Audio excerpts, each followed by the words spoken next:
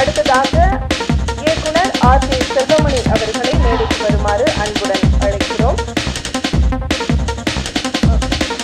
அடுத்ததாக இயக்குனர் ஆர்.வி. உதயகுமார் அவர்களை மேடைக்கு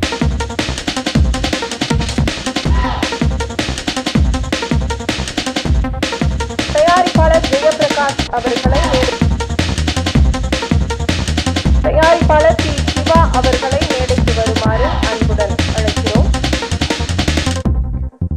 தயாரிப்பாளர் எஸ்.ஆர். பிரபு அவர்களையும் தயாரிப்பாளரும் நடிகருமான ஹரிஷ் ஓரி அர்த்தனாரி அவர்களை மேடைக்கு அழைக்கிறோம். அதைத் தொடர்ந்து கதாநாயகி அபிராமி போஸ் அவர்களை மேடைக்கு வருமாறு அன்புடன் அழைக்கிறோம்.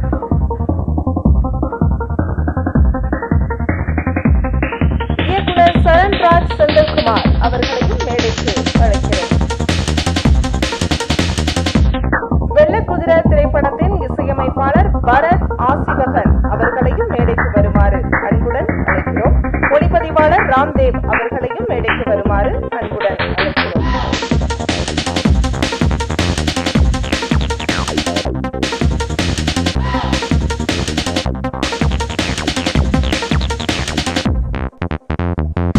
அதற்கு முன்பாக குத்துவிளக்கு ஏற்றுவதற்காக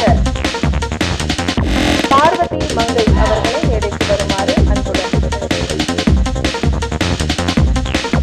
விருந்தினர்களும் குத்துவிளக்கு ஏற்றி சிறப்பிக்கலாம்.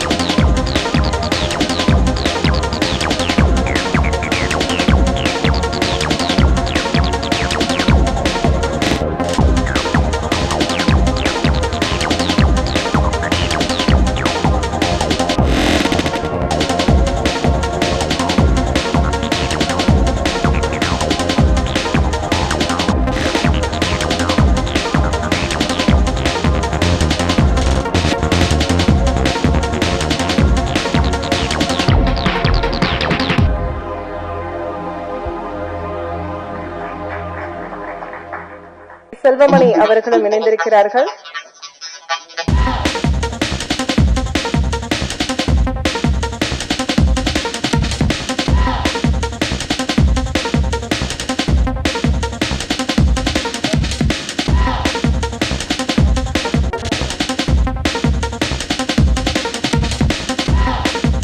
அவர்களை மேடைக்கு வருமாறு அன்புடன் அழைக்கிறோம்.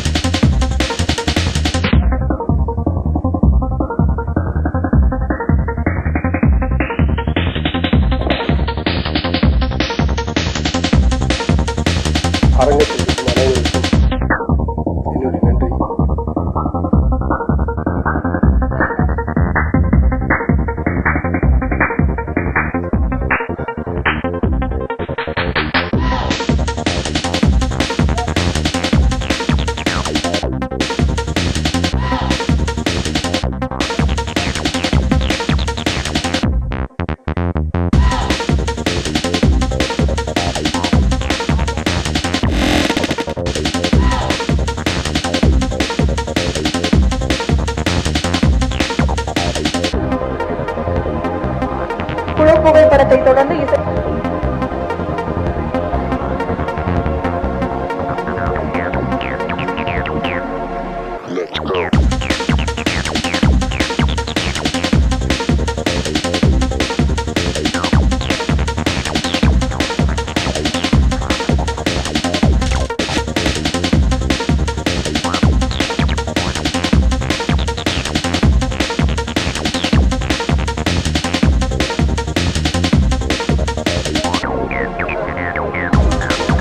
ஜெயபிரகாஷ் அவர்களை அழைக்கிறேன்.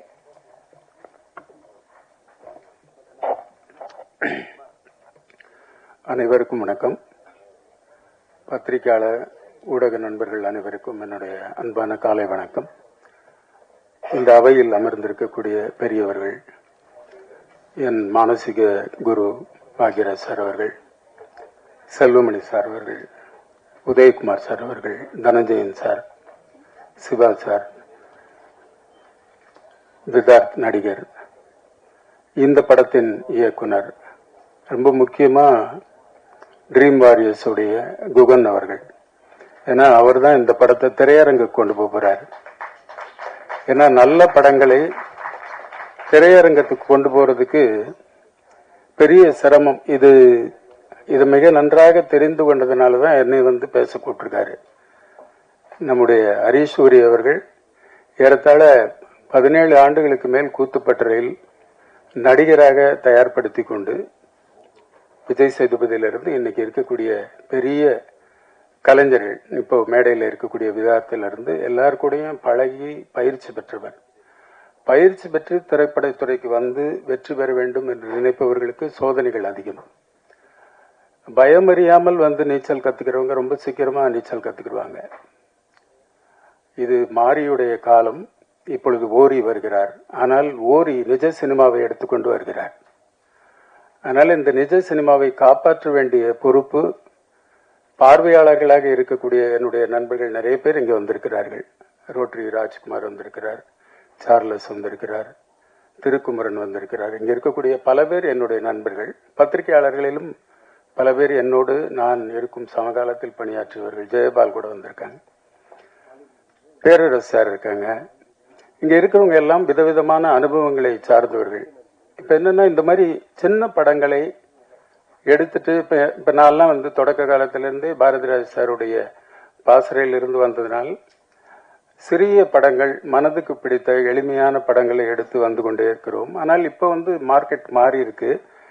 இந்த டிஜிட்டல் யுகத்துல என்ன இருக்குன்னா, கார்பரேட் பேக்கேஜ் இருக்கக்கூடிய படங்களை தான் திரையரங்கத்துக்கு கொண்டு வரணுங்கிற ஒரு முனைப்பை சில பேர் ஏற்படுத்தி விட்டார்கள். எங்களுடைய இயக்குனர் Bharathiraj sorrow, Mahendran sorrow, Bhagyaraj sir அவர்களோ வரும்பொழுது விதவிதமான கலைஞர்கள் அவருக்கு பிடித்த படங்களை எடுக்கலாம், அதை வெளியிடலாம். அதை பார்ப்பதற்கான ரசிகர்கள் கூட்டம் என்று தனித்தனியாக இருக்கும். சில பேருக்கு பாலச்சந்தர் படம் மட்டும்தான் பிடிக்கும், சில பேருக்கு டி ராஜேந்தர் சாருடைய படம் மட்டும்தான் பிடிக்கும், வி சேகர் சாருடைய படம் சிலருக்கு பிடிக்கும். இப்படி விதவிதமான ரசனைகளோடு இருக்கக்கூடிய மக்களை எல்லாம் திரையரங்கத்துக்கு வரவைத்து எல்லா படங்களையும் பார்த்து கலைஞர்களை ஊக்கப்படுத்திய காலம் மலையேறிவிட்டது.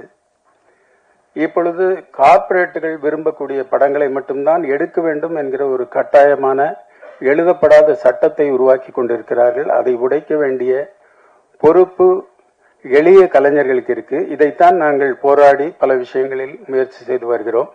என்னுடைய உலகம்மை படம் வெளியிட்டவுடன் தனஞ்சயன் சார் தான் முதல்ல பார்த்தாங்க. பார்த்துட்டு சொன்னாங்க, இது கார்பரேட் மார்க்கெட்டுக்கு கொஞ்சம் சிக்கல் தான், ஆனால் நீங்கள் இதயபூர்வமாக எடுத்திருக்கிறீர்கள், வெற்றி கிடைக்க வேண்டும் என்று வாழ்த்து விட்டு சென்றார். அதே போல் நான் விருதுகள் சொன்னா இப்ப முதல்ல படிச்ச மாதிரி தான், இந்த உலகத்தின் எல்லா திசைகளிலும் இருப்பவர்கள் தமிழ் திரைப்படங்களை, நல்ல திரைப்படங்களை ரசிக்கிறார்கள்.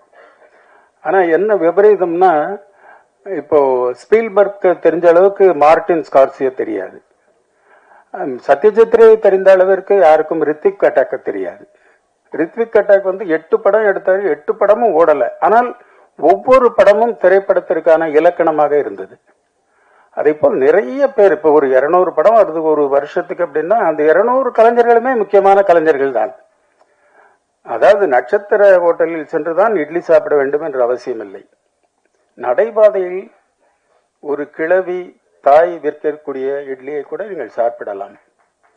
நீங்கள் அந்த மனோநிலையில் திரையரங்கத்திற்கு வர வேண்டும். அவனவனுக்கு தெரிந்த ஒரு படைப்பை அவனுடைய அனுபவத்திற்கு ஏற்ற மாதிரி செய்து கொண்டிருக்கிறான். அப்படித்தான் நம்முடைய ஹரிஷ் சூரி அவர்கள் செய்திருக்கிறார். இந்த குழுவில் இருக்கக்கூடிய இயக்குநர்கள், ஒளிப்பதிவாளர்கள் எல்லாம் மிக திறம்பட பணியாற்றி இருக்கிறார்கள்.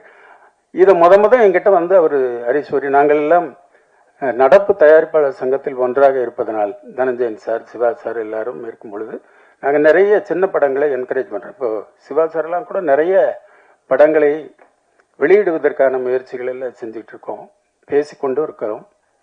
அப்படி என்கிட்ட வந்து இந்த படத்தை கொடுத்து பார்க்க சொல்லி சொன்னாரு. நான் அவருடைய சில பேர் இப்ப கூட நான் இன்னொரு படம் ஒன்று எடுத்திருக்கிறேன், அதை வெளியிடுவதற்காக கேட்டு அதை பார்ப்பதற்கு அவர்கள் சொல்கிற திரையரங்குகளில் கூட நாம் வெளியிட முடியாத அளவிற்கான பண பிரச்சனையில் இருக்கிறோம். அப்ப நான் அந்த பார்க்கிறேன்னு சொன்னவர்கிட்ட நான் சொன்னேன், நீங்க இந்த திரைப்படத்தை இங்கதான் பார்ப்பேன்னு கூட சொல்லாதுங்க, அதுவே முதல் சிக்கல் தான் சிறிய தயாரிப்பாளர்களுக்கு அப்படின்னு சொல்லி எனக்கு ஹரிஷ் அவர்கள் இந்த படத்தை பார்க்கணும்னு சொன்ன உடனே அவருடைய அலுவலகத்தில் சென்று அங்கே இருக்கக்கூடிய ஒரு கம்ப்யூட்டரில் தான் படத்தை பார்த்தேன். பார்த்த பிறகு நான் தான் சொன்னேன், இதை விருதுகளுக்கு அனுப்புங்கள் முதல், ஏன்னா இது நல்ல படம், இதை வந்து உலகத்தின் மூலைகளில் எல்லாரும் பாராட்டுவார்கள், அந்த அங்கீகாரத்தோடு நீங்கள் திரைக்கு வாங்கன்னு சொன்னேன். அதுக்கப்புறம் சில வழிகாட்டுகளுக்கு பிறகு நம்முடைய ட்ரீம் வாரியர்ஸ் பிரபு சார் அவர்கள் எங்களுடைய அமைப்பிலே இருக்கிற காரணத்தினால் நமக்கு பெருமை தான் சார். இது பிரபு சார் மாதிரி அவங்க அதை ஒத்துக்கிட்டு உடனே குகன் மாதிரி ஒருத்தர் அதுக்கு பொறுப்பு கொடுத்து இதை வெளியிடுவதற்கான முயற்சி செய்கிறார்கள். இந்த முயற்சி, இந்த படத்தை நான் முதல் பார்க்கிறேன், நான் தான் பார்த்தேன்னு நினைக்கிறேன். ஏறத்தாழ டாக்டர்கள், அம்மாக்கள், குழந்தையை பெற்ற அம்மாவும் அதை பிரசவம் பார்த்த டாக்டர்களுக்கு பிறகு பார்க்கிற குழந்தையை பார்க்கக்கூடிய பெருமை எனக்கு தான் கிடைத்ததுன்னு நினைக்கிறேன். நான் பார்த்துட்டு சொன்னேன், ரொம்ப எளிமையான தீவிரமான முயற்சி. இந்த படத்திற்குள் நிறைய ஆழமான கருத்துக்கள் இருக்கு, இதை நீங்கள் தரமாக வெளியிடுங்கள், காத்திருங்கள் என்று ஒரு வருடத்திற்கு மேல அவர் காத்திருந்தார். வெளியிடுவதற்கான எல்லா ஆலோசனைகளும் சொல்லி இப்பொழுது உங்கள் பார்வைக்கு வந்திருக்கிறது. இதில் ஆடம்பரம் எதுவும் இருக்காது. நீங்கள் கூலி படத்தை பார்த்தவர்கள் இந்த படத்தை பார்த்து ஆச்சரியப்படக்கூடாது. ஆனால் இந்த மாதிரி படங்கள் எல்லாம் வந்து திரையரங்களுக்கு வந்து எளிமையான படங்கள் வெற்றி பெறும் பொழுதுதான் நிஜமான கலைஞர்கள். நீங்க வந்து பிறந்தவுடனே குழந்தை வந்து டான்ஸ் ஆடிடாது, கீழே 10 தடவை விழுந்து தான் கத்துக்கிடுவாங்க. அந்த மாதிரி ஒவ்வொரு கலைஞனும் சில தவறுகளோடு செய்துதான் வெற்றி பெறுவான். முதல் முறையே வெற்றி பெற வேண்டும் என்று யாரையும் நீங்கள் கட்டாயப்படுத்த வேண்டாம். எனவே இங்க பெரியவங்க வாழ்த்து சொல்லக்கூடிய பெரியவர்கள், பாக்யராஜ் சார் மாதிரி ஒருவர் வாழ்த்தினாலே அந்த கலைஞனுக்கு மிகப்பெரிய பெருமை தான், ஆயுள் பெருமை கிடைத்துவிடும். அதே போல இங்க இருக்கக்கூடிய எல்லாருமே, உதயகுமார் சார் அவர்கள் தேசிய விருது குழுவில் இருந்தார், இப்போ ஆஸ்கார் விருது குழுவுக்கு சென்றிருக்கிறதாக சொல்கிறார்கள். எனவே எல்லாரும் மிகப்பெரிய உயரத்தை தொட்டவர்கள். செல்வமணி சார்லாம் அவர் இந்த கலைத்துறையை காப்பாற்றுவதற்காக அவர் செய்கிற போராட்டங்கள் எல்லாம் பார்க்கும்போது ஆச்சரியமாக இருக்கும். ஏன்னா சமகாலத்துல மணிவண்ணன் சார் கூட பணியாற்றிய இந்த உதவி இயக்குனருக்குள் இவ்வளவு பெரிய விருட்சமான திறமைகள் இருக்கிறதுன்னு நாங்கள்லாம் பார்த்து பேசி ஆச்சரியப்படுவதுண்டு. அதே போல் இங்கே வந்திருக்கக்கூடிய கலைஞர்கள் எல்லோருமே பெருமைக்குரியவர்கள். இதில் நடித்த கதாநாயகி அவங்கெல்லாம் பார்த்தா இயல்பா அந்த மலை பிரதேசத்தில் இருக்கக்கூடிய நாமக்கல் பகுதியை சேர்ந்தவரை போல தான் இருக்கிறார். அதே போல் நடித்த எல்லா கலைஞர்களுமே வந்து இவங்க யாரும் வந்து மேக்கப் போட்டு நடிக்க காசு கொடுத்து வந்தவர்கள் மாதிரியே இருக்காது, அவ்வளவு எளிமை. இப்ப நான் எடுத்த உலக மேல கூட கொஞ்சமாவது சினிமாத்தனம் இருக்குமோ அது கூட இருக்காது. இசையிலும் புதுமை, எல்லாத்திலும் புதுமை பண்ணியிருக்காங்க. இப்படிப்பட்ட படங்களை பார்வையாளர்கள் நீங்களும் வரவேற்க வேண்டும். வியாபார ஸ்தலத்தில் இருக்கக்கூடிய பெரியவர்களும் வரவேற்க வேண்டும். இந்த படம் வெற்றி பெற வேண்டும் என்னுடைய அன்பான பணிவான ஆழமான வாழ்த்துக்களை தெரிவித்துக் கொள்கிறேன். நன்றி, வணக்கம். நன்றி ஜெயபிரகாஷ் சார். அடுத்ததாக நடிகர் விதார்த் அவர்களை பேசுவதற்காக அழைக்கிறேன். மேடையில் அமர்ந்திருக்கும் திரையுலக பெரியோர்களுக்கு என்னுடைய பணிவான காலை வணக்கம். மற்றும் இங்கே வருகை தந்திருக்கும் பத்திரிகை, தொலைக்காட்சி, ஊடக நண்பர்களுக்கு என்னுடைய வணக்கம். வெள்ளக்குதிரை நம்ம ட்ரெய்லரை பார்த்தோம், பாடலை பார்த்தோம், ரொம்ப அற்புதமாக இருந்தது. இன்றைய கதாநாயகன் மியூசிக் டைரக்டருக்கு என்னுடைய வாழ்த்துக்களை சொல்லிக்கிறேன். வெள்ளைக்குதிரையை தாண்டி இந்த படத்துடைய கதாநாயகனும் தயாரிப்பாளருமான ஓரிக்கும் எனக்குமான பழக்கத்தை சொல்லலாம்னு நினைக்கிறேன். ஏன்னா இந்த படம் பார்ப்பதை விட இந்த படம் எடுத்த விதத்தை பற்றி பேசுவதே ரொம்ப சுவாரஸ்யமான விஷயம். ஏன்னா நான் சரண் இயக்குனர் சரண் என்கிட்ட வந்து இதை சொல்லும்போது எனக்கு மைனா ஞாபகம் வந்தது. மைனா படத்தில் எவ்வளவு அனுபவம் கிடைச்சது, அந்த ஷூட்டிங் எடுக்கும்போது கிடைத்த அனுபவங்கள் வந்து ரொம்ப ஆழப்பிரியுது. நான் இன்னைக்கு எவ்வளவோ படங்கள் பண்ணாலும் எனக்கு அந்த படத்துடைய அனுபவம் வந்து ரொம்ப அது மனசுக்குள்ளே நிற்கிற ஒரு விஷயம். அது மாதிரி இந்த படத்திற்கு எடுக்கப்பட்ட விதங்கள், இவங்க பட்ட சிரமங்கள் கேட்க கேட்க ரொம்ப அதையும் தாண்டி எனக்கு பெருசாக இருந்தது, ரொம்ப ஆச்சரியமாக இருந்தது. ஓரி வந்து பரட்டை என்கிற அழகு சுந்தரம் தனுஷ் சார் படத்தில் நான் நடிச்சிருந்தேன். அதில் அவனும் என் கூட நடித்தான். அப்போதான் எங்கள் 2 பேருக்கு ஒரு பழக்கம் ஏற்பட்டது. எனக்கு வந்து கூத்துப்பற்றை நடிகர்களை தாண்டி வெளி பழக்கங்கள் எதுவுமே கிடையாது, வெளியில் நண்பர்களே கிடையாது. எனக்கு வெளியில் இருக்க ஒரே நண்பர் வந்து ஓரி தான். அப்போ ஓரி என்னை கூத்துப்பற்றையிலே காலையிலேருந்து இரவு முழுக்க அங்கேயே இருக்கும்போது வெளியில் போகிற தொடர்புங்கிறது ஓரி தான். ஓரி வீட்டுக்கு போவேன். அப்போ அவன் பேச்சுலர். ஆனால் அவன் வந்து அவன் ஒரு நண்பன் தாண்டி அவன் ஒரு வாத்தியார். அவன் வீட்டுக்கு முதல்ல ஃபர்ஸ்ட் போகும்போது தெரிஞ்சது வீடு வந்து அவ்வளவு கிளீனாக இருக்கும். இப்போ நம்ம வந்து ஒரு மாலில் போய் பெட்ரூம்க்கு நம்ம வந்து பெட்ஷீட்டு தலானிலாம் வாங்கினோம்னா அது ஒரு கிளீனாக ஒரு பெட்டில் வந்து ரொம்ப கிளீனாக டவல்கள்லாம் வச்சுருப்போம், அயன் பண்ணி நீட்டாக வச்சுருப்பாங்க. அது மாதிரி தான் அவன் வீட்டில் அவன் பெட்ரூமே வந்து அவ்வளோ கிளீனாக இருக்கும். ஏதாவது கசங்கிட்டா உடனே எந்திரிச்சு அதை மறுபடியும் நீட் பண்ணுவான். எனக்கு அது வந்து அவன் வீட்டுக்குள்ளே போனாலே பயம் வந்துடும் ஒரு கட்டத்தில். அதான் ஃப்ரூட்ஸ் வந்து இப்போ தர்பூசணி கட் பண்ணி கொடுப்பான். வந்தோடனே மாமா சாப்பிட்றா அப்படின்னு கட் பண்ணி கொடுப்பான். நம்ம என்ன பண்ணுவோம், அந்த விதையை எடுத்து வச்சுட்டு அந்த தர்பூசணி பழத்தை சாப்பிடுவோம். அவன் உடனே கிளாஸ் எடுப்பான், இந்த விதையில எவ்வளவு இது இருக்குது தெரியுமா, நீ விதையை சாப்பிடணும், இதை தொழுங்கக்கூடாது. இப்போ எனக்கு அடுத்த உடனே ஃபோக்கஸ் மாம்பழம் இருக்கும். இப்போ மாம்பழத்தையும் கொட்டையை சாப்பிட சொல்லுவானோ அப்படிங்கிற மாதிரி தான் இருக்கும். அவ்வளவு கிளீன். அதே மாதிரி வீட்டில் ஏசி இருக்கும், ஃபேன் இருக்கும். ஆனால் ஃபேன் போட மாட்டான், ஏசி போட மாட்டான். இயற்கையோடு ஒன்றி வாழணும், அந்த இயற்கைக்குள்ளே தான் நம்ம இருக்கணுமா. இவன் வீட்டுக்குள்ளே போகிறது ஆவலாகவும் இருக்கும், அதே நேரம் ஒரு பயமாகவும் இருக்கும். அப்படி பார்த்த ஒரு நண்பன். அதுக்கப்புறம் அவன் கல்யாணத்துக்கு நான் போயிருந்தேன். 3 பிள்ளைகள். நான் கை குழந்தையா பார்த்த பொண்ணு இன்னைக்கு வந்து மேடையில் பேசும்போது ரொம்ப ஆச்சரியமாக இருக்குது. அதுக்கு இடையில அந்த கை குழந்தையா இருக்குல்ல, சரி ஒய்ஃப் வந்தப்புறம் வந்து இவன் மாத்திட்டானா அல்ல அவங்க இவங்களை மாத்திட்டாங்களான்னு பார்க்கணும்னு ஒரு தடவை நான் போயிருந்தேன். குழந்தை பிறந்த போது அவன் வீட்டுக்கு போயிருந்தேன். அது அதே கிளீன்ல இருக்கு. அவங்களும் வந்து பேசும்போதே வந்து ரொம்ப கிளீனா நின்று அவங்க பேசுற விதங்கள். அவங்க ஆக்சுவலி வீட்டுக்குள்ள வந்தா செருப்பு, நம்ம வெளியில செருப்பு கழட்டிட்டு உள்ள வந்தோம்னா மாமா ஒரு நிமிஷம் நேரம் பாத்ரூம் போ, காலை கழுவிட்டு வா, அதுக்கு ஒரு டவல் எடுத்து தொடச்சி அப்படித்தான் உள்ள கூப்பிடுவான். அந்த மாதிரி ஒரு ரொம்ப சுத்தமான ஆளு. பேசுறது எல்லாத்தையும் கேட்பான். அவன் இப்போ வரையும் நான் கிட்டத்தட்ட எனக்கு ஒரு 25 வருஷமான நண்பன். இப்போ ஃபோன் பண்ணாலும், இப்போ இதுக்கு வந்து முந்தானத்தை ஃபோன் பண்ணுறான்.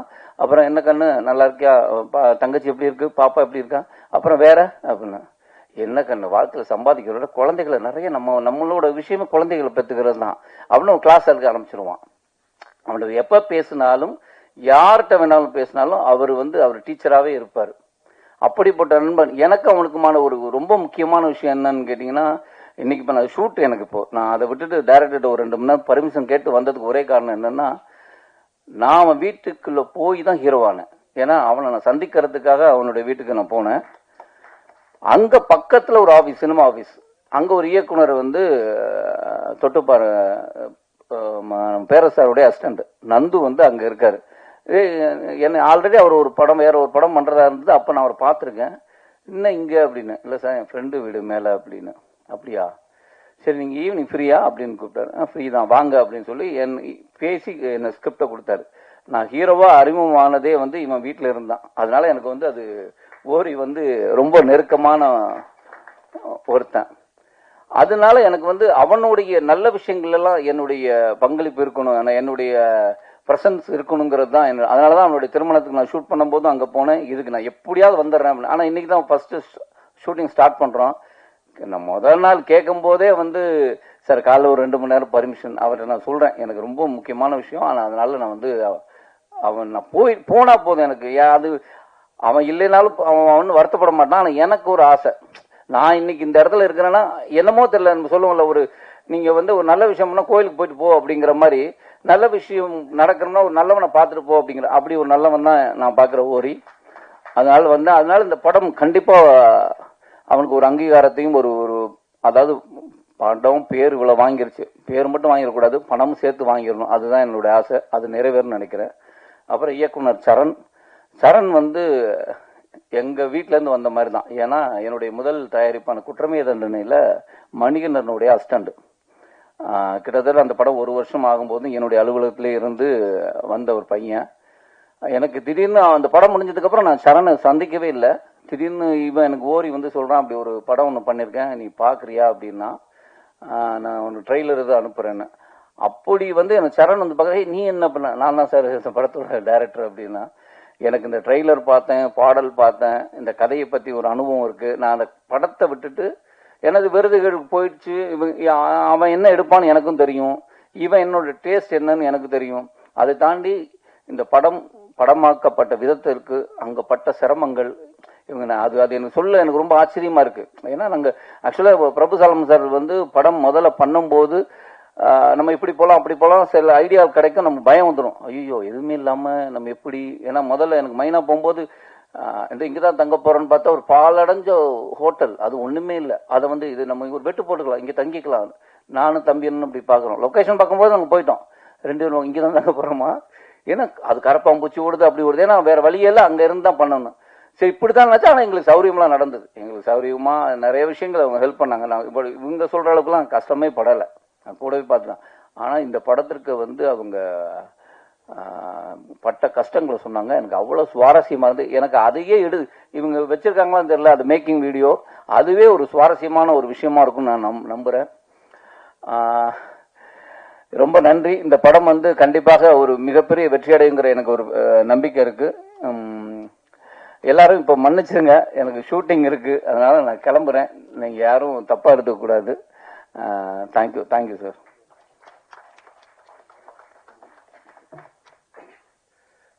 நானும் நண்பரும் ஒரு முறை KK நகர் போயிருந்தோம். சீனு ராமசாமி என்னுடைய அலுவலகம் மேலே முதல் மாடி இருக்கும். நான் கூத்துப்பட்டியில் 2 பேர் இருக்கோம், இருந்து வரசனம்னு சொல்லி போயிருந்தோம். மேலே போனோம். சீனு ராமசாமி கூத்துப்பட்ட நடின்னு சொல்லி கூப்பிட்டு பேச வச்சாங்க. பார்த்துட்டு முதல்ல எடுத்துமே சொல்லிட்டாங்க, நீங்கள் 2 பேரும் கொஞ்சம் நேரம் கொஞ்சம் நல்லா இருக்கீங்க, எனக்கு வந்து நேரம் வந்து தமிழ்நாட்டினுடைய தெற்கு பக்கம் இருக்கிற மாதிரி நேரம் வேணும், வேற யாராவது இருந்தால் சொல்லுவாங்க. கீழே வந்து நானும் விதார்த்தும், எனக்கு அவ்வளோ நட்பு கிடையாது விஜய் சேதுபதி கிட்ட. விதார்த்து மாமா இப்படி இங்கே ஆஃபீஸ் இருக்கு, நீ வந்து பாருன்னு சொன்னாங்க. அதுக்கு மேலே பார்த்துருக்கலாம், அந்த படம் பண்ணியிருக்கலாம். தென்மேற்கு பருவ காட்டுன்னு நினைக்கிறேன் அவர் முதல் படம். இது ஒரு சம்பவம் நடந்தது உங்களுக்காக. நன்றி. அனுபவங்களை பகிர்ந்ததுக்கு நன்றி சார். அடுத்ததாக தயாரிப்பாளர் டி. சிவா அவர்களை பேசுவதற்காக அழைக்கிறோம். அனைவருக்கும் இனிய காலை வணக்கம். மதிப்புக்குரிய பாக்யராஜ் சார் அவர்களுக்கு என்னுடைய வணக்கம். நான் அதிகமான சிறிய திரைப்படங்களுக்கு ஆதரவு தர்றதில் பாக்யராஜ் சாருக்கு இணையாக யாருமே இல்லை. இன்னைக்கு அவ்வளோ தூரம் எல்லாரையும் ஆதரித்து அவ்வளோ சிரமம் எடுத்து வர்றதுக்கு அவங்களுக்கு நன்றி சார். இந்த திரைப்படம் பல்வேறு அவார்டுகளை வாங்கினதை பற்றி இதெல்லாம் பார்த்தோம், ரொம்ப மகிழ்ச்சியாக இருக்குது. ஹரிஷோரி வந்து ஒரு இவர் சொன்ன மாதிரி ஒரு இன்வால்மெண்ட் உள்ள ஒரு கலைஞன். எல்லாத்தோட ரொம்ப இன்ட்ராக்ட் பண்ணுவார், அசோசியேஷன் மீட்டிங்லாம் வருவார், எல்லாத்தோட பேசுவார். அப்படியே ப்ரொமோஷன் பற்றி எல்லாத்தோடும் ரொம்ப மெனக்கிறதுனால தான் இன்றைக்கி ட்ரீம் பேரியர் பிக்சர்ஸ்லாம் உள்ளே வந்து அந்த படத்தை எடுத்து பண்ணுறாங்கன்னா அது ஓரியோட இன்வால்மெண்ட், அவர் காட்டுற அக்கறை தான் அது. ஸோ படம் பார்க்கும்போது ஒரு இன்டென்ஸாக ஒரு விஷயம் இருக்குதுன்றது நமக்கும் ஃபீல் ஆகுது. நிச்சயமாக அந்த படம் நல்லா வரும்னு எதிர்பார்க்குறேன். இந்த படத்தின் மூலமாக டைரக்டர் செந்திலுக்கும் மற்ற இருக்கிற மொத்த டீமுக்கு என்னுடைய வாழ்த்துக்கள். படம் பெரிய வெற்றி வேண்டும் என்று வாழ்த்துக்கிறேன். நன்றி. நன்றி சார். அடுத்ததாக படத்தின் ஒளிப்பதிவாளர் ராம்தேவ் அவர்களை ஒரு சில வார்த்தைகள் பேசுவதற்காக அழைக்கிறோம். வந்திருக்கும் எல்லோருக்கும் வணக்கம். பெரியவர்கள் அத்தனை பேருக்கும் வணக்கம். நான் ராம்தேவ், இந்த படத்தோட சினிமாடோகிராஃபர். என்னோட டீம் அவங்களுக்கு பெரிய நன்றி. அப்புறம் என்னோட டைரக்டர் சரண், அண்ணன் ப்ரொடியூசர் ஹரி சார், எல்லாருக்கும் பெரிய நன்றி. ரொம்ப அழகான ஒரு இயல்பான ஒரு படம் ஒன்று பண்ணியிருக்கோம். எங்கள் எல்லாருக்கும் ரொம்ப பிடிக்கும். ஹோப் அவங்க எல்லாருக்கும் ரொம்ப பிடிக்கும் நான் நம்புகிறேன். தேங்க்யூ. சுருக்கமாக பேசியதற்கு நன்றி சார். அடுத்ததாக படத்தின் நாயகி அபிராமி போஸ் அவர்களை பேசுவதற்காக அழைக்கிறோம். எல்லாருக்கும் வணக்கம். என் பேர் Abirami Bose. To all the esteemed chief guests, Bhagyaraj sir வணக்கம். Thank you for coming.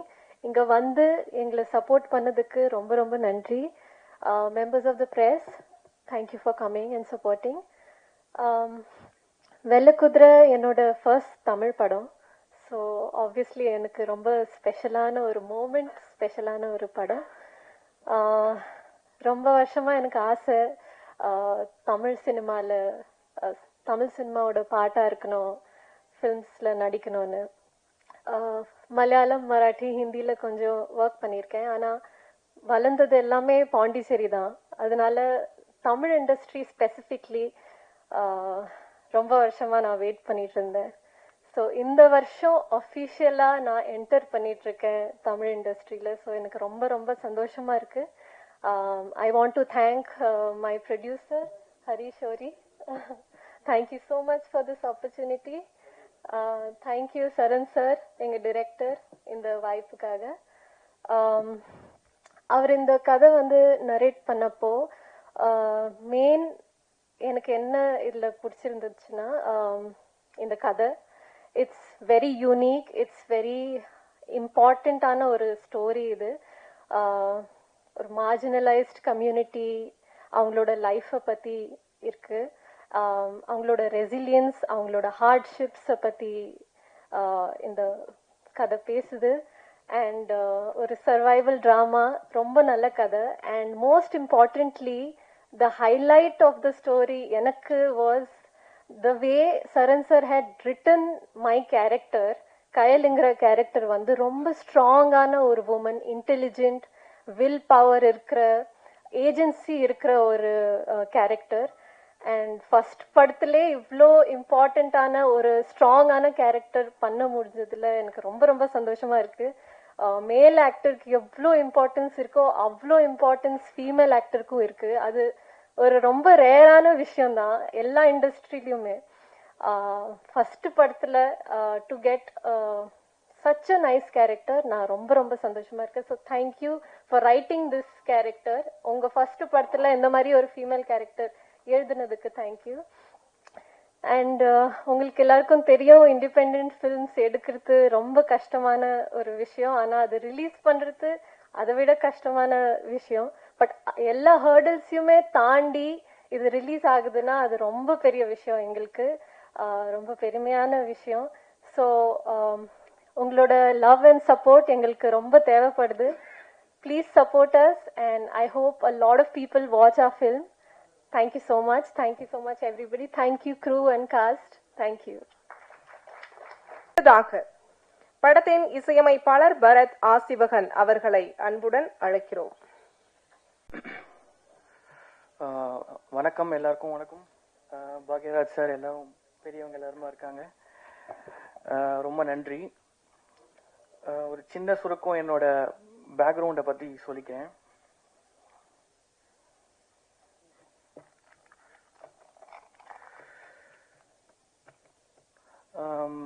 ஃபர்ஸ்ட் என்னன்னா, எங்கள் ஃபேமிலி ஒரு பூர்வீகம் எங்கள் தாத்தா ஆர் ஜெயராமன் அப்படின்னு சேவா ஸ்டேஜ் சஹஸ்ரநாமம் அப்படின்ற ஒரு நாட்டிய குழுல இருந்துட்டு அவங்க பாடகராக இருந்தாங்க. அதுக்கப்புறம் மல்லியம் ராஜகோபால் டைரக்டர், இவங்க எல்லாருமே நாங்கள் ராயப்பேட்டாவில் இருக்கும் போது, அப்போ நான் பிறக்கல, அப்போ நான் நாட்டிய நாடகம்ன்றது ஒரு பெரிய கோல் வச்சு இருந்தது டைம்.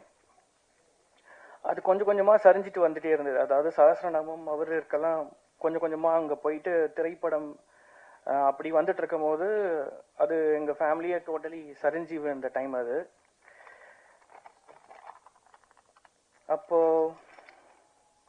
அப்புறம் எம் ஆர் ராதா சார் அவங்க நாடக கம்பெனி அதுல நடிக்கவும் செஞ்சாரு, பிளஸ் பாடவும் நான் இருந்தாரு.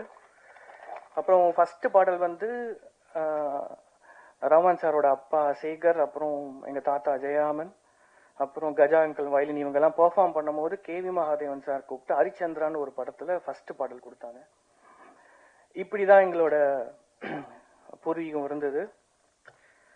அதுக்கப்புறம் அந்த நாடகம் கொஞ்சம் கொஞ்சமா அழிஞ்சிட்டு வரும்போது சுத்தமா அதான் எப்படி சொல்லுவாங்க, பிராட்வே ஷோ மாதிரி இங்க நாட்டிய நாடகம் இருந்த இதுல அது டோட்டலி ஆகும் போது எங்க ஃபேமிலி பயங்கரமா அஃபெக்ட் ஆச்சு. ஸோ அந்த ஜெனரேஷன் அப்படியே அந்த வறுமை கோட்டு கீழே போயிட்டு யாருமே அந்த இசையில இல்லாத அளவுக்கு போயாச்சு. ஸோ எங்க அப்பாவும் கொஞ்சம் ஏர்லியரா தவறிட்டாரு. அப்புறம் ராயப்பேட்டால இருந்துட்டு நாங்கள் நுங்கம்பாக்கம் ஷிஃப்ட் ஆயிட்டோம்.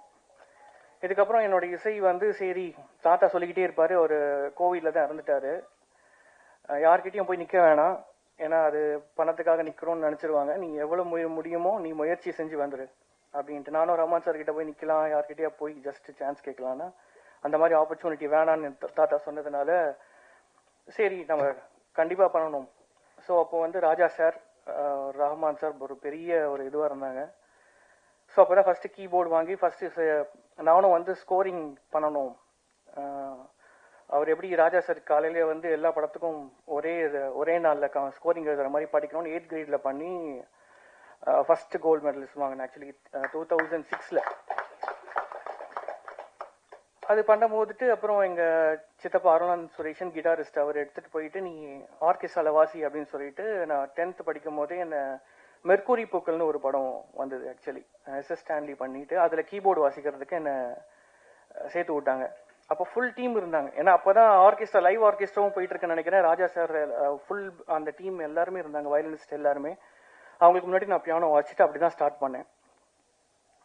அதுக்கப்புறமா கொஞ்சம் கொஞ்சமாக கீபோர்டு வாங்கி எனக்கான ஒரு இது வரும், நிறைய படங்களுக்கு பின்னாடி வாசிட்டே இருந்தேன். எனக்கு ஃபர்ஸ்ட் வாய்ப்பு கொடுத்தது பாலபாரதி அங்கிள் தான். அவர் நான் என்னைக்குமே நினைக்கிறேன், ஏன்னா அமராவதி படம் பெரிய ஹிட் அது. அவர்கிட்ட ரொம்ப நாள் பயணிச்சேன். ஆனால் இருந்தாலும் பயம், அவங்கெல்லாம் சரியாக வர முடியலையே அப்படின்ட்டு எனக்கு ஒரு தயக்கம் இருந்துகிட்டே இருந்தது. சரி இருந்தாலும் இதில் எப்படியாச்சும் ஜெயிச்சிடணும் அப்படின்னு சொல்லிட்டு கொஞ்சம் கொஞ்சமாக நானே எக்யூப்மெண்ட் வாங்கிட்டு இந்த ஒரு பொசிஷனுக்கு வந்தேன். அதுக்கப்புறம் சரண் வந்துட்டு புக் ஏதாவது ஒன்று படிச்சுக்கிட்டே இருப்பார். அவர் வந்துட்டு சொன்னார் நீங்கள் தான் கண்டிப்பாக பண்ணணும் அப்படின்னு சொல்லிட்டு வெள்ளை குதிரை நிறைய பண்ண உடனே அந்த படம் ஸ்டார்ட் ஆச்சு. ஸோ அந்த மண் வாசனை கெடாமல் அந்த எப்படி பண்ணணும் அப்படின்றதுல ரொம்ப கான்சன்ட்ரேட் பண்ணி இந்த பாடல் எல்லாமே தமிழ்மணி, அப்புறம் அம்பிகா குமரன், அப்புறம் குரு இவங்கெல்லாம் எழுதி வரிகளுக்கு தான் டியூன் பண்ணேன். எதுவுமே நான் டியூன் பண்ணிட்டு அவங்களுக்கு கொடுக்கல. ஸோ அந்த வரிகளுக்கு தான் இசையமைச்சேன்.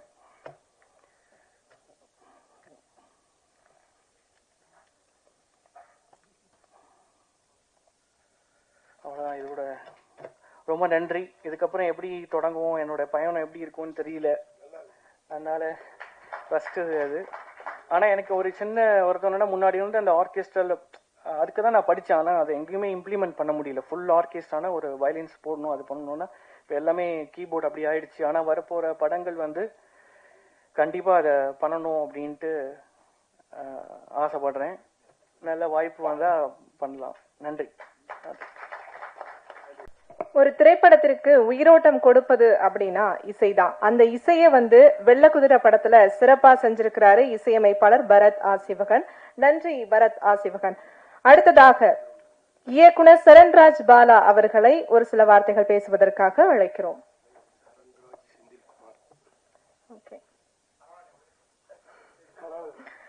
இயக்குனர் சரண்ராஜ் பாலா செந்தில்குமார் அவர்களை ஒரு சில வார்த்தைகள் இயக்குனர் சரண்ராஜ் செந்தில்குமார் அவர்களை பேசுவதற்காக அழைக்கிறோம். எங்கள் வெள்ளக்குதிரை பதட்ட வாழ்த்த வந்த அனைத்து நல் உள்ளங்களுக்கும் நன்றி. மேடையில் இருக்கும் ஜாம்பவான்கள், லெஜெண்ட்ஸ் எல்லாருக்கும் நன்றி. படம் ஆரம்பிக்கும் போதே எங்களுக்கு டிஸ்கஷன் இருந்துச்சு. சின்ன படம், முகம் இல்லாத படம், எப்படி இதை கொண்டு போகிறது அப்படின்ற டிஸ்கஷன் ஆரம்பத்தில் இருந்துச்சு. எங்களுக்கு ஒரே ஒரு முகம், 2 முகமாக தெரிஞ்சு. ஆக்சுவலாக 2 முகம். ஒரு முகம் வந்து பத்திரிகையாளர்கள் நீங்கள் தான். நீங்கள் வந்து இந்த படத்தை நல்ல படத்தை அங்கீகாரம் பண்ணுவீங்க, நல்ல படமாக இருந்தால் அங்கீகாரம் பண்ணுங்க, அவ்வளோதான். 2வது முகமாக நான் பார்க்குறது, ஒரு செட் ஆஃப் ஆடியன்ஸ் இருக்காங்க. அவங்க சின்ன படத்தை ஒரு சின்ன விஷயம், அதாவது அதோட ஷார்ட்ஸோ பாட்டோ ஏதோ ஒன்று பிடிச்சிருந்தா அதை பயங்கரமாக புஷ் பண்ணி படத்துக்கு தியேட்டர் போய் பார்க்குறாங்க. அது ஒரு செட் ஆஃப் ஆடியன்ஸ் இன்னும் இருக்காங்க. நான் நம்புறேன் அவங்க இன்க்ரீஸ் ஆகிட்டே தான் வந்துட்டு இருக்காங்க. இப்போ இதில் அந்த 2 பேரும் எங்களுக்கு முகமாக இருந்து கொஞ்சம் படத்தை புஷ் பண்ணிங்கன்னா இந்த படம் வந்து நார்மல் பப்ளிக் ஆடியன்ஸும் வர ஆரம்பிச்சிருவாங்க. இதை நம்புறேன். 2வது வெள்ளக்குதிரை வந்து எப்படி உருவாச்சு அப்படின்னா, கதை எழுதி ப்ரொடியூசர்கிட்ட நான் போல. ஆக்சுவலாக ஹரிஷோரி அண்ணன் வச்சு நான் ஒரு ஷார்ட் ஃபிலிம், பழங்காட்டு ஒரு ஷார்ட் ஃபிலிம் பண்ணேன். பண்ணும்போது அண்ணன் என்ன பண்ணுறாரு, என்கிட்ட வந்துட்டு என்கிட்ட இது பட்ஜெட்டு, நான் தான் ஹீரோ, எங்கள் ஊருக்கு மேலே ஒரு மலைப்பகுதி இருக்குது, இது இந்த மாதிரி ரோடு இல்லாத ஊராக இருக்குது, இதை பற்றி கதை எழுதலாமான்னு கேட்டார். அண்ணே நல்லா பார்க்குறேன், நான் அந்த ஊருக்கு போய் தங்குறேன், பார்த்துட்டு அதுக்கப்புறம் நான் ட்ரை பண்ணுறேன் அப்படின்னு சொல்லிட்டு அங்கே போய் உருவாச்சு. ஸோ இங்கே என்னை பொறுத்த வரைக்கும் கதை தான் என்ன தேர்ந்தெடுத்துச்சு. அதே போல் அந்த கதை ஹரிஸ்வரனே தேர்ந்தெடுத்துச்சு. அவர் அதாவது ரொம்ப ப்ரொடியூசர் மாதிரி பிஹேவ் பண்ண மாட்டார், கிரியேட்டிவ், இதில் எதுவுமே இன்வால்வ் ஆக மாட்டார். அவரை கூப்பிட்டு ஒரு ஷார்ட்னா கூட இது அவர் ஷார்ட் இல்லாமல் நம்ம வேற எதாவது எடுத்தால் கூட இது பண்ண மாட்டார். நேரம் இன்னொரு விஷயம்லாம் பண்ணுவார்.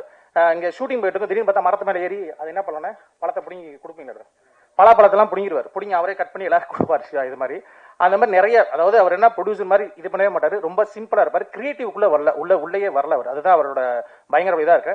ரெண்டாவது அபி வந்து உள்ளே வரும்போது நாங்கள் ஹீரோயின் தேட்டே இருந்தோம், எங்களுக்கு ஏற்ற மாதிரி அவங்க தான் இருந்தாங்க.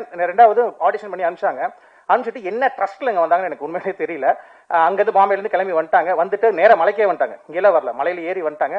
அப்புறம் எடுக்கும் போது அவங்க எப்படி ட்ரஸ்ட் இருந்துச்சுன்னு தெரியல, இதுன்னு என்னக்கு என்னால் முடிஞ்சோம் 100% கொடுத்துட்டோம். ஒவ்வொரு டீம் மெம்பர்ஸும் இதில் ரெஜின் சார் இருந்தார். ரெஜின் சார் வந்து என்ன பண்ணாருன்னா ஃபுல் கேஸ்டிங் அப்படி மேற்கொண்டு அவர் தான் கூட்டு வந்தார். அப்படி எல்லாரும் எப்படின்னா கூத்துப்பட்டில் இருக்க முக்கியமான ஆட்கள், அதாவது கூத்துப்பட்டில் இருக்கிறது மட்டும் இல்லை, எல்லா தியேட்டர்ஸ் இருக்கவங்கள அங்கங்கிருந்து நல்லா நடிக்க தரவங்க எல்லாத்தையும் உள்ள கூப்பிட்டு இதை பர்பஸாக அப்படி பண்ணோம், இந்த ஆர்டிஸ்டே போவேணா அப்படின்ற மாதிரி ஒரு ஐடியாலஜி உள்ள வந்து. இதுல எனக்கு என்னன்னா ஒரு 2-3 விஷயம் சொல்லிடுறேன். இதே மாதிரி உள்ள வந்தவங்க தான் ஜெயலட்சுமி பாட்டி, சின்னாய் பாட்டின்னு பண்ணியிருப்பாங்க படத்துல. அப்ப இல்ல, அவங்க இறந்துட்டாங்க. ஆக்சுவலா என்ன ஆச்சுன்னா பாட்டியை வந்து கட்டி தான் தூக்கிட்டு வந்தோம் மேல. அவங்க கட்டி தூக்கிட்டு வந்தப்புறம் இறங்கினாங்க. இறங்கிட்டு வந்துட்டு நான் ஷூட்ல இருந்தேன், வந்து பார்த்தாங்க சரண் அப்படின்னு சொல்லி கூப்பிட்டு ஜெயலட்சுமி பாட்டி சொன்னாங்க. ரொம்ப சிரிச்சுட்டே அழகா சொன்னாங்க, சரண் எனக்கு 64 வயசாச்சு, இன்ன வரைக்கும் கிடைக்காத ஒரு எக்ஸ்பீரியன்ஸ் கொடுத்துருக்கீங்க, 2 எக்ஸ்பீரியன்ஸ் சொல்ல போனா அப்படின்னாங்க. என்ன பாட்டி கொடுத்தோம் அப்படின்னா, இறந்துட்டா எப்படி தூக்கி போவோன்னு தெரியாது சரண், அவ்வளவு நேரம் தூக்கிட்டு போனாங்க அப்படின்னு சொன்னாங்க. உண்மையிலே பாட்டி வந்து இந்த படமும் அதை தான் சொல்ல ட்ரை பண்றேன் நான். வெள்ளக்குதிரை படம் முன்னோர்களை பத்தின கதை, இங்க இருக்காங்க, பிளஸ் பண்றாங்க, நான் நம்புறேன் ஜெயலட்சுமி பாட்டி. அவங்களுக்கு இந்த படத்தை நான் முழுசா சமர்ப்பிக்கிறேன். அவ்வளவுதான். இன்னும் ஒரு விஷயம் மட்டும், இது வந்து தெரியல, நான் நாட் டெல்லிங் இஸ் ஃபார் பப்ளிசிட்டிக்காக நான் சொல்ல. இந்த படம் கதை ஆரம்பிக்கும் போது எங்க இருந்தேன்னா ஒரு மலையில உட்காந்து எழுதிட்டு இருந்தேன். ஊர்க்காரங்கள நிறைய பேர் வந்துட்டே இருப்பாங்க. அதில் சுப்பிரமணிய அண்ணன் ஒருத்தர் வருவார், வந்து அங்கே உட்காந்துருப்பாரு, கேட்டுட்டே இருப்பாரு, இப்படி போகுது கதையை நான் சும்மா இது பண்ணிட்டு இருப்பேன். அவர் எல்லாத்தையும் சுற்றிட்டு கடைசியில் இந்த ஊருக்கு ரோடு வந்துச்சா இல்லையா அப்படின்னு ஒரே வார்த்தை நிப்பாட்டுவார். ஆனால் வர மாதிரி தானே எழுத போறேன் அப்படின் போது அவர் என்ன சொன்னார்னா, அவங்க என்ன நிறைவேற்றோம்னாரு. இப்போ என்னன்னா அந்த ஊருக்கு உண்மையிலே ரோடு வந்துச்சு, அந்த நம்ம எடுத்த ஊரில். I want to thank Tamil Nadu government for that. Vellakuthirai சார்பாகவும் போதமலை மக்கள் சார்பாகவும் நான் அதை தேங்க் பண்றேன். எவ்வளவு சீக்கிரம் வந்துருச்சுன்னா அதுவும் சுவாரஸ்யம் தான். எங்க படம் வரதுக்கு முன்னாடி ரோடே வந்துருச்சு அந்த ஊருக்கு. இப்போ ரோடு இருக்கு, அந்த ஊர்ல ரோடு இருக்கு. அவ்வளவு ஸ்பீடா கவர்மெண்ட் வேலை பார்த்தாங்க. Thank the government for that. எனக்கு அந்த விஷயத்துல ஒரே விஷயம் தான், சுப்பிரமணியன் சொன்னது ரொம்ப ஷார்ப்பா எடுத்துக்கிறேன். நல்ல எண்ணங்களை உருவாக்கணும்னு சொன்னாரு, நம்ம கூட நல்ல எண்ணங்களை உருவாக்கும். நன்றி. நிதானமும் இருக்கிறதோ அதே போலதான் உங்களுடைய முன்னோட்டமும் பாடல்களும் பார்க்கும்போது இருந்தது. வாழ்த்துக்கள் சரண்ராஜ் செந்தில்குமார் அவர்களை. அடுத்ததாக இயக்குனர் அஜயன் பாலா அவர்களை பேசுவதற்காக அழைக்கிறோம். அனைவருக்கும் வணக்கம். ஓரி வந்து கடந்த ஒரு 2 வருஷத்துக்கு முன்னாடி என்னுடைய லைப்ரரிக்கு வந்தார். என்னுடைய லைப்ரரி உறுப்பினர் அவர் வந்து இந்த திரைப்படம் பார்க்கணும்னு சொல்லி என்னை ரொம்ப கேட்டுக்கிட்டாரு. அந்த நெடிய போராட்டம் வந்து இன்னைக்கு வந்து ஒரு முடிவு வந்திருக்கு அப்படின்றதுல எனக்கு ஒரு மிகப்பெரிய மகிழ்ச்சி. ஒரு ஓரி அப்படிங்கிறவரே வந்து யாருன்னா வரலாற்றில் ஒரு மிகப்பெரிய வள்ளல், பாரி ஒரு கடையழி வள்ளல் ஒருத்தர். இவரும் வந்து வித்தார்த், விஜய் சேதுபதி போன்ற நடிகர்கள் உருவாகிறதுக்கு ஏதோ ஒரு மறைமுகமாக வந்து காரணமாக இருந்திருக்காரு. அந்த வகையில் ஓரிக்கு வந்து அந்த பேருக்கு ஏற்ப இருக்காரு. இந்த படம் வந்து இன்றைக்கு இந்த மாதிரி நிகழ்ச்சிகள் இல்லைன்னா இன்னைக்கு ஒரு படம் வந்து வெளியே வர்றதுக்கு வாய்ப்பு இல்லை. ஏன்னா நான் இப்போ ஒரு படம் உருவாக்குற பணிகளில் இருக்கிறதுல அது விற்பனை பண்ணுற ஒரு நெருக்கடியான சூழல் இருக்கிறதால இந்த நிகழ்ச்சி எவ்வளவு பெரிய முக்கியமான நிகழ்ச்சி என்பது எனக்கு தெரியும். ஏன்னா இதுக்கு வந்திருக்கவங்க அனைவருமே வந்து பெரும் சாதாரணமாக வர்றது இல்லைங்க. இந்த நிகழ்ச்சி சாதாரணம் இல்லை, எல்லாருக்கும் தெரியும். ஆனால் வந்து ஒரு படத்தை உருவாக்குறதுலாம் அந்த காலத்தில் சாதாரண ஒரு கஷ்டமாக இருக்கும், ஆனால் வெளியே கொண்டு வரது ரொம்ப ஈஸியாக இருக்கும். ஆனால் இன்னைக்கு ஒரு படம் வந்து அதை வெளியே அறிமுகப்படுத்துறதும் அது தியேட்டருக்கு கொண்டு வரதும் தான் உண்மையிலே ஒரு மிகப்பெரிய கடினமான விஷயம். அதில் முதல் படியாக எந்த விதமான பிரதிபலனும் இல்லாமல் அந்த நிகழ்ச்சிக்கு வந்து அவங்கள பற்றி பேசி அதை வெளியுலகத்துக்கு அறிமுகப்படுத்துகிறார். இவர்கள் அனைவருமே வந்து மிகுந்த பாராட்டுக்குரியவர்கள். வந்து ஒவ்வொரு படமும் கிட்டத்தட்ட வந்து 60-70 ஒரு 100 பேருடைய வாழ்க்கையை சுமந்துடுது. அப்போ ஒரு வருஷத்துக்கு கிட்டத்தட்ட வந்து இவங்க எல்லாருமே கிட்டத்தட்ட 100 படங்களுக்காவது வந்து உழைச்சிட்டு இருக்காங்க. ஒரு 100 படமும் சேர்ந்து இத்தனை பேருடைய வாழ்க்கைக்கு வெளியேற்றுறாங்க பாருங்க. இத்தனை பேர் Bhagyaraj sir, Chellumani sir, Dhananjayan sir பண்றவங்கலாம் இல்லைன்னா வந்து இன்னைக்கு பல பேருடைய வாழ்க்கையே இல்லை அப்படின்னு சொல்றாங்க. அந்த அளவுக்கு இவருடைய அதே மாதிரி இந்த படத்தை கொண்டு வர்ற ட்ரீம் வாரியர்ஸும் மிக மிக முக்கியமான பணியை செய்யுது. ஏன்னா இன்றைக்கு வியாபாரம்ன்றது எல்லாமே பேசும்போது சொன்னார் கார்பரேட் சூழல் தான் இன்னைக்கு தீர்மானிக்கிறது. அதை நான் நேரடியாக அனுபவிச்சுட்டு இருக்கேன். ஒவ்வொரு படமும் வந்து வெளியில கொண்டு வரதுக்கு 1008 கேள்விகள் 1008 பிரச்சனைகள் வந்து வியாபாரத்தில் சந்திக்கிறது. அது உண்மை. அது அவனை யாரும் வந்து இலவசமா யாரும் பண்ண மாட்டாங்க, எந்த ஒரு வருமானமும் இல்லாம பண்ண மாட்டாங்க. அப்படிப்பட்ட சூழல்ல வந்து ஒரு பெரிய ஒரு நட்சத்திரங்கள் முகம் தான் எல்லாத்துக்கும் வியாபாரத்துக்கு தேவைப்படுது. இன்றைக்கு நடிகர்களுடைய ஆதிக்கம் தான் வந்து இண்டஸ்ட்ரியை தீர்மானிக்குது. அப்படிப்பட்ட சூழல்ல எந்த விதமான நட்சத்திர முகமும் இல்லாம இந்த மாதிரி திரைப்படத்தை திரைக்கு கொண்டு வர உதவுற ட்ரீம் வாரியர்ஸ் கம்பெனிக்கும் குணகன் அவர்களுக்கும் என்னுடைய பாராட்டையும் நன்றியும் தெரிவிச்சுக்கிறேன். இந்த படம் வந்து சினிமா வந்து இன்றைக்கு பல விதத்துல மாற்றி, இங்கிலீஷ் டைட்டில் இந்த வெள்ளை குதிரைன்றது வந்து ஒயிட் ஹார்ஸ்ன்னு வச்சிருப்பாங்க. ஏன் ஒயிட் ஹார்ஸ் வைக்கலன்னு யோசிச்சேன். ஏன்னா எல்லா சாதாரண படங்களும் ஆங்கில தலைப்புல தான் வருது. இன்றைக்கு தமிழ் இந்த வருஷம் வெளியே வந்த கிட்டத்தட்ட வந்து 100க்கு வந்து 50-60 படங்கள் வந்து எல்லாமே ஆங்கில தலைப்புகள் தான். இதுக்கு முன்னாடி எப்பவுமே இல்லை. அதற்கு காரணங்கள் இருக்கு அப்படின்றதாலும் இது ஒரு விதத்துல வேதனையான விஷயம். ஏன்னா வருங்காலத்துல ஏன் இந்த சினிமால பர்கர் சாப்பிடல, ஏன் இதுல வந்து இது இல்லைன்னு கேட்கக்கூடிய கேள்விகள் எல்லாம் வரக்கூடிய வாய்ப்புகள் இருக்கு. நம்முடைய அடையாளங்கள் நம்முடைய எல்லாமே ஒரு விதத்துல சுரண்டப்படுது, தொலைஞ்சிட்டு வருது அப்படிங்கிறது மிக மிக வேதனையான விஷயம். அந்த விதத்துல நல்ல தமிழ் தலைப்போட தமிழ் பண்பாட்டு கூறுகள் இந்த படத்துல இருக்கு. ஒரு செருப்பு தூக்கி போடுறாங்க, அது வந்து மரத்துல இருக்கு. ஒரு அம்மா வந்து வேதையிட்டு பேசுறாங்க, அதுக்கு அர்த்தம் யாருங்க தெரியுமா? யாருக்கும் தெரியாது. ஆனா அது ஒரு வாழ்க்கையை அடிப்படையாக கொண்டு, ஒரு மனித வாழ்க்கையை அடிப்படையாக கொண்டு எடுக்கப்படுது. அப்புறம் உண்மையாக சின்சியராக எடுத்திருக்காங்க ஒரு படத்தை. ஏன்னா இந்த மாதிரியான காட்சிகள் தான் வந்து சினிமாவுக்கு தேவை. நல்ல கலை எங்க இருக்குதோ அந்த சமூகம் தான் நல்ல ஒரு கலைங்கிறது நம்ம வாழ்க்கையை பிரதிபலிக்கிறதா இருக்கு. நம்முடைய மாண்புகளை மரபுகளை மீட்டுக் கொடுக்கறதா தான் இருக்கும். அப்படிப்பட்ட விஷயங்கள் தான் நம்ம கடந்த காலத்துல பாக்கிற சார், பாரதிராஜா சார் படங்கள்ல இது மாதிரி வந்து நிறைய இருந்ததாவது இன்னைக்கு நம்ம பெருமையா பேசிட்டு இருக்கோம். இவங்க 2 பேரும் இல்லைன்னு வச்சுக்கலாம், நம்ம எந்த சினிமா பத்தி பேசுவோம்? இவங்கெல்லாம் இல்லைன்னா நம்ம சினிமா பெருமையே இல்லை. அப்போ இவர்கள் எந்த மாதிரியான படங்கள் எடுத்திருக்காங்க, இவங்க எந்த மாதிரி அடிப்படுது, அந்த மாதிரி படங்கள் இந்த காலத்துல இல்ல. இன்றைய வரக்கூடிய படங்கள் எந்த படத்தை பத்தி பேச சொல்லுங்க? அவர் பேசுறதுக்கு ஏதாவது ஒரு படமாவது இருக்கா? அப்போ இந்த மாதிரியான வாழ்க்கை அடிப்படையாக கொண்ட கலாச்சாரத்தை கொண்ட யதார்த்தமான படங்களை கொண்டு போற பொறுப்பு வந்து முழுக்க முழுக்க ஊடகங்களுக்கு தான் இருக்கு. நீங்களுடைய பணிதான் வந்து கண்டிப்பா வந்து நீங்க எல்லாரும் இதை வந்து அவசியம் வந்து சுணங்காம இதை பதிவேற்றுறதோ இல்லை எழுதுறதோ ஏதாவது ஒரு விதத்துல வந்து செய்யும் போதுதான் இந்த திரைப்படம் வந்து மக்கள் கிட்ட போய் கொண்டு சேரும். மக்கள் வந்து பார்க்க தயாரா இருக்குங்க. மக்கள் நல்ல படங்களை பார்ப்பதற்கு கண்கள் இதயம் எல்லாத்தையும் திறந்து வச்சு காத்துட்டு இருக்குங்க. ஆனா இங்க கொடுக்கிற இடத்துலதான் இருக்கக்கூடிய நிறைய சிக்கல் இருக்கு.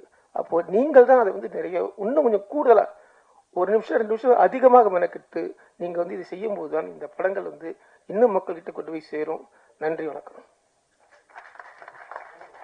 Thank you sir. அடுத்ததாக ட்ரீம் வாரியர்ஸ் குகன் அவர்களை பேசுவதற்காக அழைக்கிறோம்.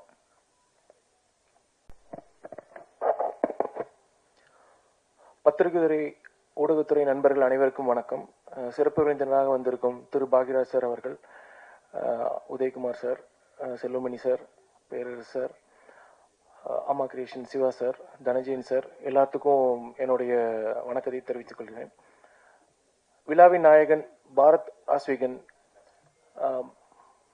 அவருக்கு என்னுடைய வாழ்த்துக்கள். முதல் திரைப்படத்துல நாங்க நிறைய புது இயக்குனர்கள்,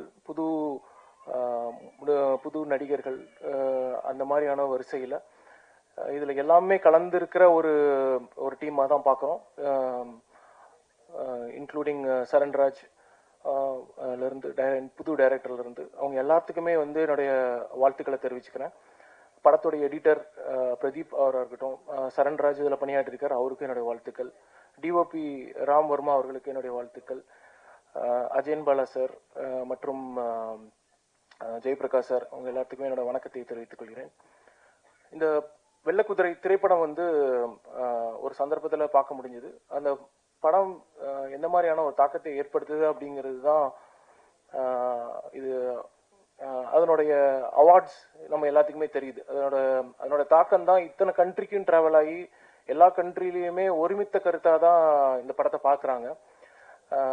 அவார்ட்ஸுங்கிறது ஒரு ரெகக்னிஷன் ஆக்டராக இருக்கட்டும், இல்லை டைரக்டராக இருக்கட்டும், இல்லை எடிட்டராக இருக்கட்டும், இல்லை மியூசிக்காக இருக்கட்டும், இந்த படத்துக்கு உண்டான எல்லா விதமான ரெகக்னிஷனும் கிடைச்சிருக்கு. ஒரு திரைப்படம் வந்து என்ன வேணுமோ அதை தானா எடுத்துக்கும் அப்படிங்கிறதுல நான் ரொம்ப நம்புறேன். அதை நான் நிறைய எக்ஸாம்பிள்ஸ்லையும் பார்த்துருக்குறோம். அந்த மாதிரியான ஒரு திரைப்படம் தான் வெள்ளக்குதிரை.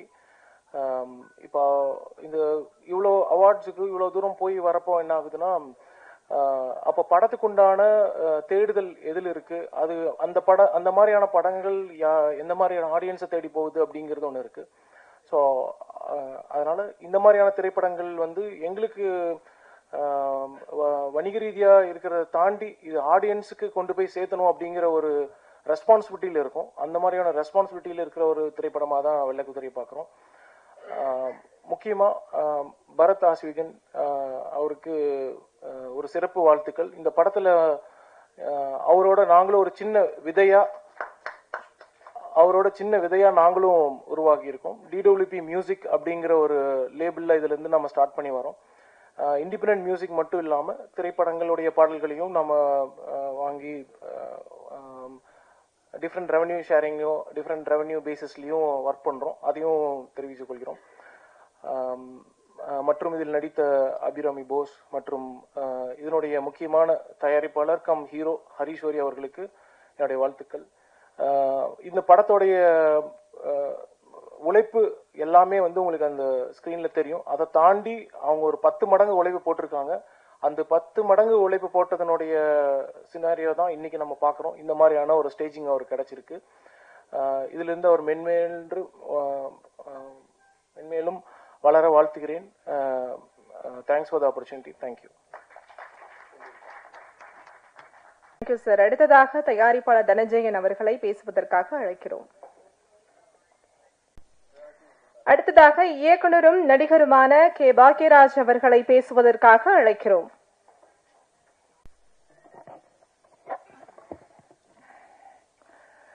வெள்ளக்குதிரை திரைப்படத்தினுடைய இசை வெளியீட்டு விழாவுக்கு வந்திருக்கோம். மரியாதைக்குரிய பத்திரிகையாளர் நண்பர்கள் மற்றும் அனைத்து டிவி நண்பர்கள் மற்றும் முன்னால் உட்கார்ந்திருக்க சிறப்பு அழைப்பாளர்கள் எல்லாத்துக்கும் என்னுடைய பணிவான வணக்கம் தெரிவிச்சுக்கிறேன். அதே மாதிரி மேடையில் கூடிய என்னுடைய மரியாதைக்குரிய சகபாடிகள் எல்லாத்துக்கும் அவங்களுக்கு என்னுடைய வணக்கத்தை தெரிவிச்சுக்கிறேன். இந்த 1970 77க்குள்ள எத்தனை சினிமா கம்பெனி இருக்குமோ அத்தனை சினிமா கம்பெனியும் ஏறி இறங்கி என்எஃப்டிசி மாதிரி அந்த மாதிரி இடங்களுக்கெல்லாம் ஏறி இறங்கி எவ்வளவு கஷ்டப்பட முடியுமோ அவ்வளவெல்லாம் கஷ்டப்பட்டு தான் அப்புறம் 16 வயதில் சான்ஸ் கிடைச்சி படம் எடுத்தார் டேரக்டர். அதே மாதிரி இந்த கிழக்கு போகும் ரயில் 2வது படம், அதுக்கு மெட்ராஸில் இருக்கிற எத்தனை ஹோட்டல் இருக்குமோ எல்லா ஹோட்டலையும் ரூம் போட்டு எல்லா பக்கம் டிஸ்கஷன்னு சொல்லி போய் ஒவ்வொரு 10 நாள் உட்காந்து சரியா வரல மறுபடியும் ரூம் மாற்றுவோம் அப்படின்னு சொல்லி அதுக்கப்புறம் எங்கள் டைரக்டர் சுத்தமாக மனசு விட்டார். வேண்டாம் வேற கதை பண்ணிக்குவோம் அப்படின்னு சொல்லிட்டு நான் இல்லை இது நீங்கள் ஏன் லைக் பண்ணிட்டு வந்தீங்களோ அதெல்லாம் ஜீவனான சீன்கள். ஏன்னா ட்ரெயினில் எழுதி விடுறது, இவன் இங்கிருந்து ட்ரெயினில் எழுதி விடுறது, அதே மாதிரி அவன் கேரக்டர் பாட்டு கட்டுற ஆள், அவன் அந்த பாஞ்சாலி, இந்த கேரக்டர்கள்லாம் அவ்வளோ உங்களுக்கு பிடிச்சிருந்தா அந்த கதையை நீங்கள் செலக்ட் பண்ணீங்க. அதனால இதை விட்டுற வேண்டாம், எப்படியா போராடி செகண்ட் ஹாஃப் அது சரியாக வந்துடும் அப்படின்னு ரொம்ப நம்பிக்கையோடு போராடி அப்புறம் கடைசியில் செகண்ட் ஹாஃப் கரெக்டாக அந்த படம் எல்லாருமே புதுசு. ஆனால் அந்த படம் சில்வர் ஜூப்ளியெல்லாம் தாண்டி பல ஊர்களுக்கு போயிருந்தோம். எதுக்குன்னா இதெல்லாம் நம்ம ஹரீஷ் ஓரி இவருடைய கஷ்டங்கள், அவர் என்னென்னலாம் 13 வருஷமா இந்த கூத்துப்பட்றையில் மட்டுமே அவர் முயற்சி பண்ணிக்கிட்டு இருந்து நடிக்கிறது ஒன்றுக்காகவே ஊர்லேருந்து என்னென்ன சிரமப்படணுமோ அத்தனை சிரமம் பட்டு இன்னைக்கு இந்த வெள்ளக்குதிரை இந்த படத்து மூலமாக எல்லாத்துக்கும் தெரிய அளவு வந்திருக்கு. அவரை பற்றி நம்ம விதார்த்து பேசும்போது ரொம்ப அழகாக பேசிட்டு இருந்தார். அதில் அட்ரஸும் கொடுத்துட்டு போயிருக்கல, அவருடைய வீட்டு அட்ரஸ் கொடுத்துட்டு இருந்தா புதுசாக அசிஸ்டன்ட் டைரக்டர் வர்றவங்கெல்லாம் இந்த சான்ஸ் தேடி வர்றவங்க மெல்ல அவருடைய வீட்டுக்கு போய் ஒரு ப்ரெசன்ஸ் போட்டு ஒரு குட் மார்னிங் சொல்லிட்டு போவாங்க, சீக்கிரமே சான்ஸ் கிடைக்கும். ஏன்னா சில பேருக்கு அந்த ராசி உண்டு அந்த மாதிரி. அப்புறம் இன்னொன்று என்னென்னா, இந்த கொஞ்ச நாளைக்கு முன்னால் நம்ம டைரக்டர் வசந்த பாலன் நார்த் டைரக்டர் தான் குருதத்து.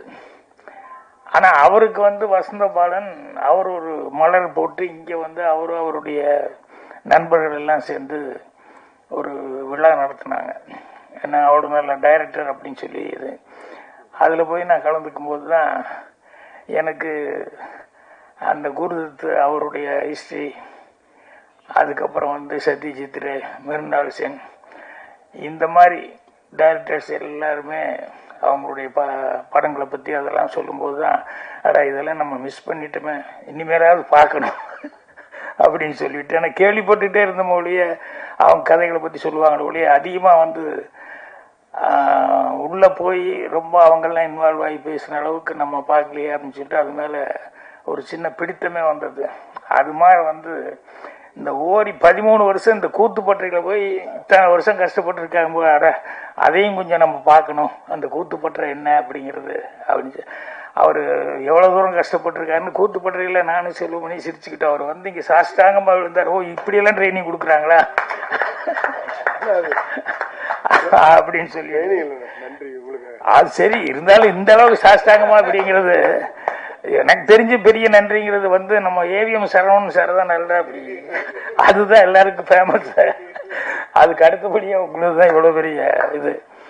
அதனால அவர் இதாக சொல்லிட்டு போனதுலேயே நிறைய விஷயங்கள் அவர் சொன்னார். உங்களுடைய கேரக்டர் என்ன, உங்களுக்கு நீட்டாக இருக்கிறது பிடிக்கும் அப்படி இப்படிங்கிற மாதிரி, அதெல்லாம் வந்து பெரிய ப்ளஸ் பாயிண்ட்டு. உங்களுக்கு வந்து அது வந்து எல்லா விதத்துலையும் இனிமேல் வந்து ஹெல்ப்பாக இருக்க போகுது. அதுக்கு என்னுடைய வாழ்த்துக்களை வந்து தெரிவிச்சுக்கிறேன். ஏன்னா அந்த இடத்துக்கு போகிறதுக்கு வந்து ரூட்டே இல்லை இவங்க போன காலத்தில். ஆனால் அந்த 13 கிலோமீட்டர் வந்து கிட்டத்தட்ட ஒரு 5-6 தடவை ஏறி இறங்கியிருக்காங்க. கேமராமேன்லேருந்து எல்லாருமே, டைரக்டர்லேருந்து எல்லாருமே ஏறி இறங்கியிருக்காங்க. ஸோ அந்த அளவுக்கு சிரத்தை எடுத்துட்டு, ஏன்னா இந்த திங்ஸ் எல்லாம் எடுத்துகிட்டு போகிறது, ட்ராலி ட்ராக்கு இதெல்லாம் வேணும் அப்படின்னா தூக்கிட்டு போகிறதுங்கிறது வந்து ஆளுகளை வச்சு அதை வச்சு இதை வச்சுன்னு எடுத்துகிட்டு போகிறதுங்கிறது ஒரு சலிப்பான விஷயமாகி போகும். ஆனால் வந்து கண்டிப்பாக அங்கே தான் எடுக்கணும் அப்படின்னு சொல்லி அந்த லொக்கேஷன் வந்து வேணும், அது நேச்சுரலாக நல்லா இருக்கும் அப்படின்னு சொல்லிட்டு அவ்வளோ தூரம் முயற்சி பண்ணி பண்ணது அப்படிங்கிறது பெரிய விஷயம். அது அவ்வளோ தடவை வந்து போய் அப்புறம் 48 நாளைக்கு மேலே கஷ்டப்பட்டு அந்த படத்தை வந்து எடுத்திருக்காங்க. அது அந்த ஊரில் இருக்கிறவங்களையும் நிறைய பேர் அவங்கள மட்டுமே வச்சுக்கிட்டு, நம்ம ஊரில் ஒன்று பாருங்க, எப்பவுமே சாமி நம்மளை காப்பாற்றுன்னு நினச்சிட்டு சொல்லிட்டு இருப்போம். ஆனால் உண்மையில் நம்ம தான் சாமியை காப்பாற்றிட்டு இருக்கோம். இருக்கிறதே அங்கே 30-40 வீடு தான் அப்படின்னாங்க. ஆனால் அவ்வளவு கஷ்டமான ஒரு இடத்துல வந்து ஒரு கோயில் ஒன்று எவ்வளோ பிரமாதமாக கட்டியிருக்காங்க பாருங்க, ஹில்லு மேலே எப்படி செலவு பண்ணி கட்டியிருக்காங்க பாருங்க. அதனால நம்ம தான் சாமியை காப்பாற்றிட்டு இருக்கோம். உங்களையும் சாமி கண்டிப்பா காப்பாற்றுவார் இந்த படத்திலிருந்து. அதே மாதிரி டைரக்டர், எங்க டைரக்டரோட நாங்க வந்து டெல்லிக்கு போனப்போ ஃபெஸ்டிவல்ல அந்த நானும் ஜூரியா இருந்தேன், எங்க டைரக்டர் தான் ஹெட்டா இருந்து படங்கள் எல்லாம் பார்த்து செலக்ட் பண்ணோம். அப்போ எதோ படங்கள்லாம் வந்துட்டு இருக்கு, கரெக்டான தமிழ் படம் வந்து வரல. எங்களுக்கு ஒரே அப்செட். டெய்லி போய் பார்க்குறோம், அதை பற்றி அந்த ஊருக்காரங்க அவங்க எல்லாம் பேசுகிறாங்க, பிடிக்கிறாங்க, நாங்கள் பேய் மொழி முடிச்சுட்டு உட்காந்துருக்கோம். கடைசி லாஸ்ட் டைமில் வந்து காக்கா முட்டை அப்படின்னு ஒரு படம் போட்டோம். அப்பா எங்களுக்கெல்லாம் அவ்வளோ ஒரு நிம்மதி. என்னன்னா நாங்கள் பார்த்த படத்தை எல்லாம் சிறப்பான படங்கள் வந்தது, ஆனால் அதையெல்லாம் தாண்டுற அளவுக்கு ரொம்ப நம்பிக்கை கொடுத்த படம் வந்து இந்த காக்கா முட்டை. அதை பார்த்துன்னுமே எங்கள் எல்லாருமே நாங்கள் பூரா அவார்டு வாங்கி தமிழ்நாடே கொண்டாடுற அளவுக்கு எங்களுக்கு அவ்வளோ பெரிய சந்தோஷமா இருந்தது. அந்த காக்கா முட்டை படத்தினுடைய உதவி இயக்குனர் அவரு. ஸோ எந்த மாதிரி ஒரு டைரக்டர் எந்த மாதிரி இடத்துன்னு வந்திருக்காரு அப்படிங்கிறது இங்கே வந்து 2 முகங்களை பற்றி அழகாக சொன்னார். ஒரு பத்திரிகையாளர் முகம்னு ஒன்று சொன்னார், இன்னொரு முகம்னு சொன்னார். அதில் அவருடைய முகம் ரொம்ப நல்லா தெரிஞ்சது. அதே மாதிரி இருக்கிற டெக்னீஷியன்ஸு, அவங்க கோல்டு மெடல் வாங்கினவர், அவர் வந்து சான்ஸ் கிடைக்குமா அப்படின்னு சொல்லிட்டு கோல்டு மெடல் படிச்சுட்டு இப்படி வந்து யோசனை பண்ணிருக்காரு. கேமராமேன் இவங்க எல்லாம் கஷ்டப்பட்டுருக்காங்க. கண்டிப்பாக அவங்களுக்கு எல்லாத்துக்குமே ஒரு நல்ல எதிர்காலம் இருக்கு. அப்புறம் இவங்களை பற்றி விசாரித்தேன். அவங்க மராட்டி அம்மா, அப்புறம் பார்த்தா ஆனால் டாக்டரு, அப்பா வந்து கர்நாடிக்கு டீச்சர் நினைக்கிறேன், அவர் வந்து மலையாளி. அப்புறம் இவங்க பிறந்து வளர்ந்ததெல்லாம் பாண்டிச்சேரி, ஆனால் பேர் அபிராமி. இவ்வளவும் எல்லாம் இருந்து கடைசியில் சுத்தமா தமிழ் பேசுனாங்க. அதுதான் ரொம்ப ஆச்சரியமா இருந்தது. இந்த மாதிரி இதுல அவங்க கேரக்டர் பத்தி அவங்க அழகா சொன்னாங்க. ரொம்ப அவங்களுக்கு பிடிச்சிருந்தது அப்படின்னு சொல்லிட்டு ஸோ இந்த படத்துக்கு வந்து மெயினா சிவா பேசும்போது சொன்னாரு, ஏதாவது சின்ன படங்களுக்கெல்லாம் நான் வந்து பண்ணேன், நான் வந்து இவ்வளவுதான் ஃபங்க்ஷனுக்கு வர்றேன் அவ்வளவுதான். ஆனால் ஆக்சுவலா பார்த்தா செல்வமணியிலிருந்து தனஜனிலிருந்து சிவாலிருந்து உதயகுமார் இவங்க எல்லாமே பேரரசு எல்லாமே இதை தாண்டி அந்த சின்ன படங்களை எப்படியா கொண்டு வரணும் அப்படிங்கிற முயற்சி இருக்கு பாருங்க. அதுதான் அவங்களுக்கு டெய்லி வேலையாவே இருந்துட்டு இருக்கு. ஸோ ஏதாவது ஒரு படங்கள் இப்படி வந்துகிட்டே இருக்கு அந்த படத்தை. அதுல ஜேபி பேசும்போது சொன்னார், குகன் அவர்களுக்கு வந்து நன்றி சொல்லி சொன்னார். உண்மையில இவங்க தான் கை கொடுக்கும் தெய்வம். இந்த மாதிரி சின்ன படங்களுக்கு எல்லாம் வந்து இது ஏன்னா அவ்வளோ சீக்கிரம் பெரிய படங்களுக்கு உடனே கிடைச்சிடும். இது எப்பவுமே சொல்லிட்டு இப்போ சின்ன படங்களுக்கு தேட்டர் கிடைக்கலன்னு அப்போ கூட செல்வம் பண்ணிட்டு சொல்லிட்டு இருந்தேன். ரொம்ப காலமாக இதையே சொல்லிட்டு இருக்கோம் ஒழிய ஒரு சட்டம் வரலன்னா அப்போ அவர் செய்தி சொன்னார். டாக்டர் கலைஞர் அவர்கள் இருக்கும்போது சட்டம் போட்டிருந்தார், கண்டிப்பாக ஒரு சின்ன ஒரு தேட்டராவது கொடுக்கணும் அப்படின்னு சொல்லிட்டு. ஏன்னா நான் மலேசியால எல்லாம் அந்த சட்டம் இருக்கு, கண்டிப்பாக அவன் ஒரு படத்துக்கு வந்து கண்டிப்பாக ஃபர்ஸ்ட் கம்பல்சரியாக கொடுக்கணும் அப்படின்னு சொல்லி சட்டம் இருக்கு. அந்த மாதிரி சின்ன படத்துக்கெல்லாம் கண்டிப்பாக தேட்டர் கொடுக்கணும் அப்படிங்கிறது வந்து கலைஞர் சட்டம் கொண்டு வந்தாரு. அது இப்போ இல்லாமல் போயிடுச்சு அப்படின்னு. அதனால எப்படி இப்போ இன்றைய முதல்வர் அவர் ஸ்டாலின் அவர்களுக்கு வந்து இந்த செய்தி போகும்னு நினைக்கிறேன். அது முதல்ல திறந்து விடுங்கப்பா அந்த சின்ன படத்தை. ஏன்னா எலெக்ஷன் ஒரு நேரம் உடனே பண்ணிடுவாங்க. இந்த மாதிரி நேரத்துல இதெல்லாம் ஞாபகப்படுத்தணும். ஸோ அவங்களுக்கு இந்த சின்ன படங்களுக்கு எல்லாம் உதவி கொடுத்துட்டு இருக்கிறது ஆக்சுவலாக குகன் மாதிரி இவங்க எல்லாம் தான் வந்து செஞ்சுட்டு இருக்காங்க. ஸோ இந்த மாதிரி இருக்கிறது பத்திரிகையாளர் முதல்ல அவங்க வந்து இந்த மாதிரி சின்ன படங்களுக்கு வந்து அவங்க அவர் சொல்லும்போது இன்னொரு வார்த்தை சொன்னார், கண்டிப்பாக உங்களுடைய ஆதரவு, படம் உங்களுக்கு பிடிச்சிருந்தா ஆதரவு அப்படின்னு தான் கான்ஃபிடன்ட், டைரக்டனுடைய கான்ஃபிடன்ட்டுங்கிறது தான். நானே ஃப்ரெஷ் ஷோ முடிஞ்சோன்னே வந்து அடுத்து எல்லாரும் ஒரு பார்ட்டி மாதிரி கலந்துக்குவோம். அப்போ படத்தை பற்றி மட்டும் பேச வேண்டான்னு சொல்லுவேன். என்னன்னா அது அவங்க பார்த்துட்டு என்ன நினைக்கிறாங்களோ அதை பண்ணிட்டு அதை பற்றி நம்ம அங்கே பேசவே கூடாது அப்படின்னு சொல்லிட்டு நமக்கு வந்து அவங்க என்ன எழுதணும் அப்படிங்கிறது வந்து நம்ம அவங்ககிட்ட போய் எப்படிங்க என்னென்னலாம் கேட்டுக்கூடாது, அது எழுது தானே போகிறாங்க அப்படின்ட்டு. அந்த மாதிரி அந்த டைரக்டர் வந்து அவர் கான்டென்ட்டாக சொல்லி சொன்னார். ஸோ ஓரி அவர்கள் கஷ்டப்பட்டதுக்கும் இந்த டீமுடைய மொத்த கஷ்டத்துக்கும் வந்து கண்டிப்பாக ஒரு நல்ல பலன் இருக்கும். அதனால் மீண்டும் உங்கள் படம் வந்து ஃபங்க்ஷன் பண்ணணும், அந்த ஃபங்க்ஷனில் வந்து கலந்துக்கணும்னு நினைக்கிறேன். தொகுப்பாளனி பிஆர்ஓ எல்லாருக்கும் என்னுடைய வாழ்த்துக்கள் தெரிவிச்சுக்கிறேன். எங்கள் டைரக்டர் சொன்னேன், அவருக்கு வந்து இன்னைக்கு வெற்றிமாறன் அவர்கள் வந்து ஒரு அது என்னது பட்டறையா கிளாஸ் ரூம், எனக்கு அவன் இங்கிலீஷ் வர மாட்டேங்குது, சாதாரண ஒர்க் ஷாப் அது இதுன்னு சொல்லுவாங்க இல்லையா, அந்த மாதிரி ஒரு நல்ல ஒரு விஷயத்த வந்து பண்ணிக்கிட்டு இருக்காரு. ஏற்கனவே அவர் குருநாதர் பாலு மகேந்திர சாருக்கு பண்ணாரு, இப்போ ஏன் குருநாதருக்கு வந்து பண்ணிக்கிட்டு இருக்காரு. நேற்று அதை ஸ்டார்ட் பண்ணாங்க. நேற்றே நான் போக வேண்டியது இல்லை, நீங்கள் நாளைக்கு வாங்க கைதியின் தேடி படம் போகிறோம் அப்படின்னு சொன்னதுனால இப்போ அதில் போய் கலந்துக்கிறதுனால தான் நான் கொஞ்சம் நடுவுலேயே பேச வந்துட்டேன். மற்றபடி எல்லாத்துக்கும் என்னுடைய மனமார்ந்த நன்றியும் வாழ்த்துக்களையும் மீண்டும் தெரிவிச்சுக்கிறேன். நன்றி, வணக்கம். பேரரசர் இன்னும் நிறைய விஷயங்கள் அவர் பேசுவார்னு நினைக்கிறேன். அவர் தான் எப்பவுமே ரெடியாகி வந்திருப்பாரு. Okay, thank you. ஓகே, நிறைய விஷயங்களை பகிர்ந்தமைக்க நன்றி. நன்றி சார். அடுத்ததாக தயாரிப்பாளர் தனஞ்சயன் அவர்களை ஓரிரு வார்த்தைகள் பேசுவதற்காக அழைக்கிறோம்.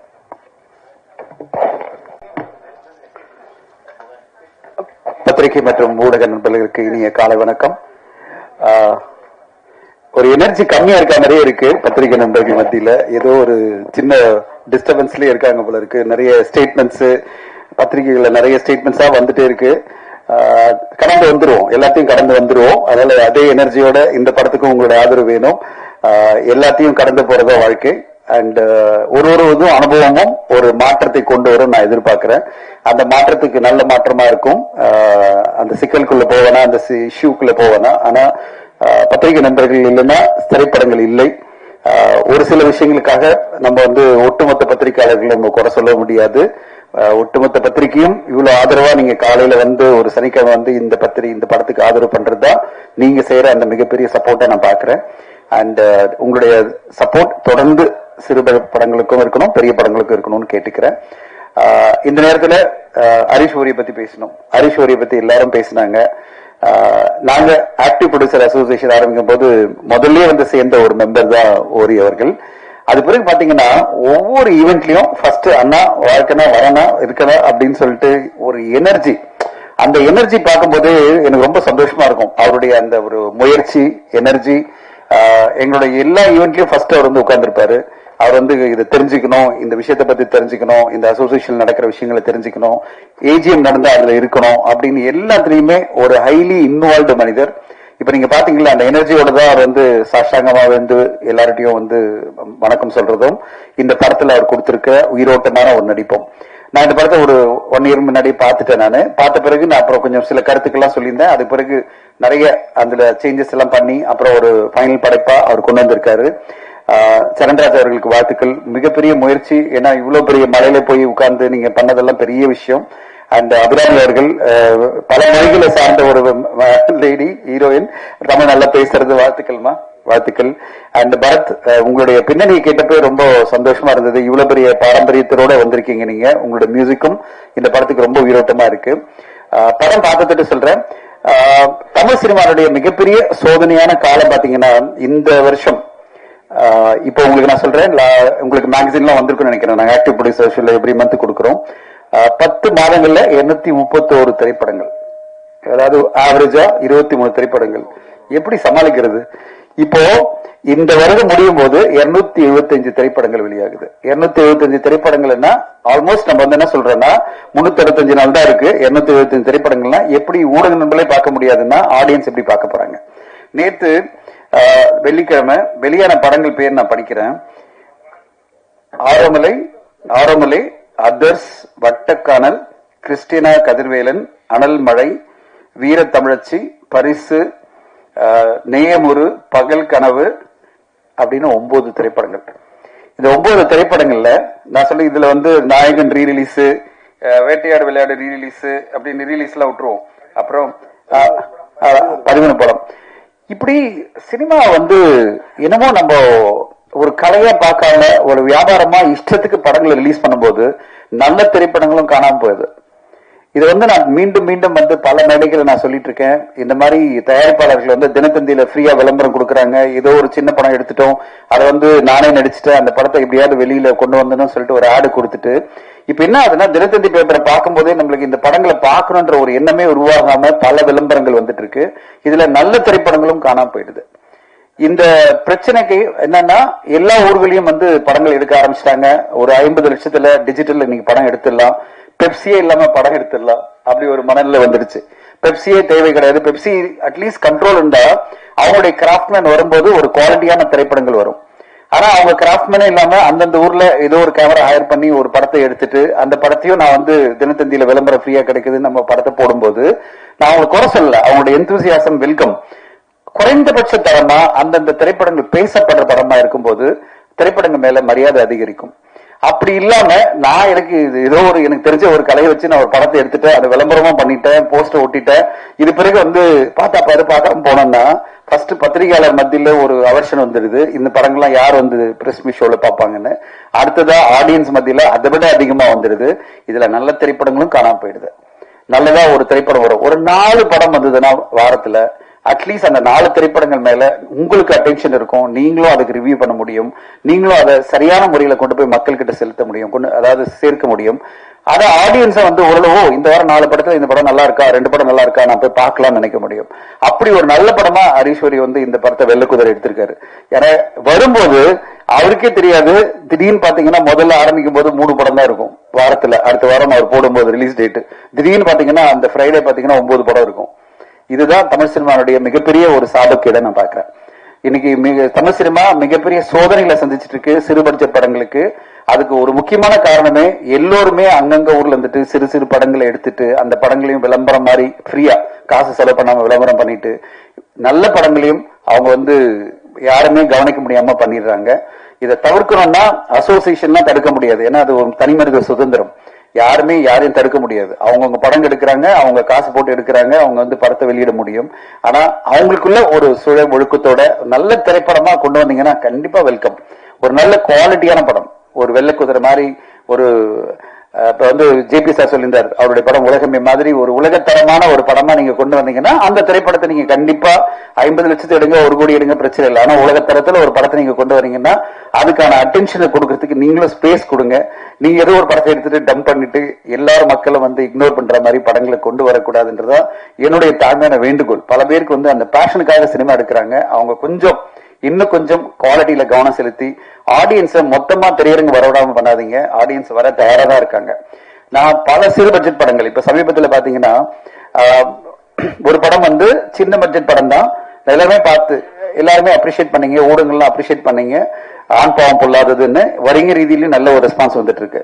இந்த வாரம் வந்த படங்களை 9 படம் வந்தாலும் ஆறுமலை அப்படின்ற படத்துக்கு நல்ல ஒரு ரெஸ்பான்ஸ் ஏரியில வந்துட்டு இருக்குன்னா அப்போ சிறு பட்ஜெட் படமா இருந்தாலும் மக்கள் திரையரங்கு வர ரெடியா இருக்காங்க. ப்ரொவைடட் டூ மெனி பிலிம்ஸ் வராம இருந்தா போறோம், அவங்க அட்டென்ஷன் இருக்கிற மாதிரி ஒரு படம் வந்தா போறோம், கண்டிப்பா மக்கள் திரையரங்கு வராங்க. அதனால குறைந்த படங்கள் வந்து வாரம் 4 படங்கள் இல்ல மேக்சிமம் போனா ஒரு 5 படங்கள் மேல வராம ஊடகங்களும் படத்தை பார்த்து மக்களும் படத்தை பார்த்து கொண்டாடணும். அப்படி ஒரு நல்ல படமா இந்த படம் வெள்ளை குதிரை கண்டிப்பா உங்களுக்கு பிடிக்கும் நான் எதிர்பார்க்கிறேன். பார்த்து குகன் சாரோட உட்கார்ந்து ஒரு 4 படம் வர வாரத்துல வாங்க, அட்லீஸ்ட் உங்க படத்தையும் மக்கள் கவனிப்பாங்க. அது எப்படி நடக்கும் தெரியாது, ஏன்னா நம்மளுக்கு கண்ட்ரோல் இல்ல அது. ஆனா அப்படி வந்ததுன்னா கண்டிப்பா நல்லா இருக்கும். அண்ட் இந்த நேரத்துல இந்த மாதிரி விழாக்கெல்லாம் வந்து இவ்வளவு பெரிய ஜாம்பவான்களா வந்திருக்காங்கன்னா அதுக்கு ஒரே காரணம் ஓரி தான். ஓரி எந்த அளவு ஃபாலோ பண்ணுவாரு, எந்த அளவு அன்பை காட்டுவாருன்னா அது எல்லாருமே எந்த வேலை இருந்தாலும் அதை விட்டுட்டு வரணும். ஏன்னா ஓரியினுடைய அன்பு அந்த அளவு அன்பா பண்பா அந்த ஒரு ரெஸ்பெக்டோட நீங்க வந்தே ஆனான்றது வந்து நம்மள வந்து கம்பல்சரி பண்ணி வர வச்சிருவாரு. அப்படிப்பட்ட ஒரு நல்ல மனிதர், அவருக்காக தான் எல்லாருமே இங்க வந்திருக்கோம். அந்த நல்ல மனிதருக்கு இந்த படம் ஒரு மாபெரும் வெற்றி படமா அமைஞ்சு அவரு செலவு பண்ணி அவருடைய சொந்த காசுல இவ்வளவு கஷ்டப்பட்டு நடிச்சு இந்த படத்துக்காக ஒரு மிகப்பெரிய உழைப்பு கொடுத்திருக்காரு. நடிகரா மிகப்பெரிய உழைப்பு கொடுத்திருக்காரு. டைரக்டர் என்னென்ன கேட்டாரோ அதெல்லாம் பண்ணியிருக்காரு. அவருடைய அந்த முயற்சிக்கு இந்த படம் பெரிய வெற்றி அடையணும். அந்த நேரத்துல ஒண்ணுதான், அந்த இதெல்லாம் சுண்ட காட்சி எல்லாம் காமிச்சிங்களே, அதெல்லாம் எப்படி காய்ச்சினீங்க, அதை வந்து கொஞ்சம் இங்க டிஸ்ட்ரிபியூட் பண்ணீங்கன்னா எல்லாருக்கும். அந்த படத்துல ஒரு சீன் காய்ச்சிருப்பாங்க, அது என்னமோ என்னது ரசம், அதை அப்படியே டிஸ்ட்ரிபியூட் பண்ணிருந்தீங்கன்னா நாங்களும் ஏதோ குடிச்சிட்டு அங்க இருக்கா இல்ல அது பார்க்கும்போதே அப்படியே டேஸ்டா இருக்கும் போல இருக்கு அப்படின்னு நினைக்கிறேன். சோ அதே நீங்க இந்த டைம்ல சார் நான் அந்த படத்துல காமிச்ச அந்த ரசத்தை பண்ணிருக்கோம், இங்க சாப்பிடுங்க சொல்லியிருந்தா நாங்களும் சாப்பிட்டுருப்போம். பட் ரொம்ப அற்புதமான காட்சிகள் அந்த மாதிரி இருக்கு, உயிரோட்டமான காட்சிகள், அற்புதமான ஒரு உழைப்பு எல்லாம் சேர்ந்துதான் வெள்ளை குதிரை படம் வருது. இந்த படம் வெற்றி அடையணும்னு வாழ்த்துறேன். நன்றி, வணக்கம். மற்றும் ரசிகர்களுக்கு தேவையான கருத்துக்களை பகிர்ந்தமைக்க நன்றி சார். அடுத்ததாக இயக்குனர் பேரரசு அவர்களை பேசுவதற்காக அழைக்கிறோம்.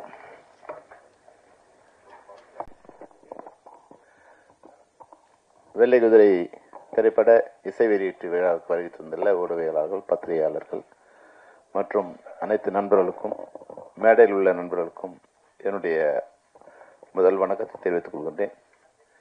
இந்த வெள்ளை குதிரை திரைப்பட இசை வெளியீட்டுக்கு வந்து அர்ஷா எனக்கு கூப்பிடும்போது, ஹரீஷ் கூப்பிடும்போது நான் முதல்ல ஒரு கண்டிஷன் சொன்னேன், சார் வந்து டைரக்டர் மெம்பரா இருந்தா தான் நான் வர முடியும். அது சாரி அர்ஷா, இங்க வந்த பிறகு வந்து தெரியுது வந்து நீங்க ரொம்ப சிரமமான இடத்துல இந்த படத்தை பண்ணிருப்பீங்கன்னு. இருந்தாலும் வந்து இப்போ தனஞ்சயன் சொல்லும்போது சொன்னார் பாத்தீங்களா, அதாவது வந்து இன்னைக்கு வந்து டிஜிட்டல் சினிமா வந்த பிறகு திரைப்படம் எது, அதுபோல் திரைப்படம் மாதிரி தெரிகிற திரைப்படங்கள் எதுங்கிற ஒரு வித்தியாசம் இல்லாம போயிட்டதால மொத்த திரைப்படத்துக்கு உண்டான மரியாதை போயிட்டுங்கிறதால அது வந்து ஒரு, அதாவது திரைப்படம் வெற்றி படம் தோல்வி படம் என்பது வேற, ஆனா திரைப்படமாவே இல்லாம பல படங்கள் வர்றதால வந்து எங்களுக்கு அது ஒரு அவமானமா இருக்கு. அப்போ அது குறைஞ்சபட்சம் அதுல உறுப்பினர்கள் இருந்தா அந்த திரைப்படம் ஒரு நல்ல படமா வரும். அது வெற்றியாகுது தோல்வியாகுது அது வேற விஷயம், ஆனா திரைப்படமா இருக்கும் அப்படிங்கிற ஒரு அடிப்படையில் தான் உறுப்பினர்கள் இருந்தாதான் நாங்க அந்த நிகழ்ச்சியில கலந்துக்கிறது வந்து நாங்க ஒரு இயக்குனர் சங்கத்துல ஒரு தீர்மானமா எடுத்திருக்கோம். அது அந்த அடிப்படையில் தான் உங்களுக்கு வந்து அது ஒரு கம்பல்ஷன் கொடுத்தோம். அதனால அது தப்பா எடுத்துக்காதீங்க. இங்க வந்த பிறகு வந்து இன்னொரு விஷயம் தெரிஞ்சா நான் வந்தே இருக்க மாட்டேன். நீங்க இவ்வளவு பர்ஃபெக்ஷன் இருப்பீங்கன்னா நான் வந்தே இருக்க மாட்டேன். ஏன்னா வீட்டுல எனக்கு டார்ச்சர்னா என் பொண்டாட்டி இதே மாதிரி ஒரு டார்ச்சர் எனக்கு. அந்த வீட்டுல பெட் இருந்தா பெட்டு மேல பில்லோ எங்க இருக்கணும், டவல் எங்க இருக்கணும், குளிச்சுட்டு வந்தா டவல் அந்த இது மேல போடக்கூடாது, எப்படி அந்த ஷேர் மேல போடக்கூடாது, அது பின்னாடி கொடியில போடணும். இது வந்து ஒய்ஃப் ஊருக்கு போன உடனே முதல்ல எல்லாத்தையும் கலைச்சு போட்டுட்டு முதல்ல நான் சொன்னேன். அவ்வளவு மனவியாதியா வந்துடும். வந்து ஒரு டார்ச்சரா இருக்கும். அது என்னன்னா சுத்தங்கிறது ஓகே, ஆனா கால் உள்ள வரும்போது செருப்பு வெளியே விட்டுட்டு உள்ள வாங்கினீங்கன்னா பரவாயில்ல, செருப்பு உள்ள வந்துட்டு பாத்ரூம்ல காலை கழிட்டு வாங்கினீங்கன்னா எவ்வளவு டார்ச்சரா இருக்கும். உங்க ஒய்ஃப் எங்க இருக்காங்க? எப்படி நீங்க வந்து அதை அக்செப்ட் பண்ணிட்டீங்களா? எப்படி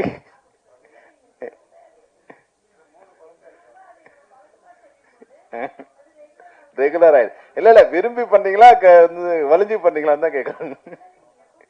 வெரி குட் வெரி குட். ஏன்னா நான் விரும்பி பண்றது இல்ல வந்து, ஏன்னா இன்னும் நான் 30 வருஷம் ஆனா கூட அது என்னன்னா வீடு வந்து வீடா இருக்கணும் இல்லையா, நான் கொஞ்ச நேரம் ஒரு சுதந்திரமா இருக்கணும் இல்லையா, அதுக்கப்புறமா எடுத்து வச்சுக்கலாம். வந்த உடனே குளிச்ச உடனே எடுத்து அங்க வைக்கணும், புக் எடுத்தா புக் அழகா வைக்கணும், அந்த போட்டோ எடுத்தா போட்டோ எடுத்தா வைக்கணும்.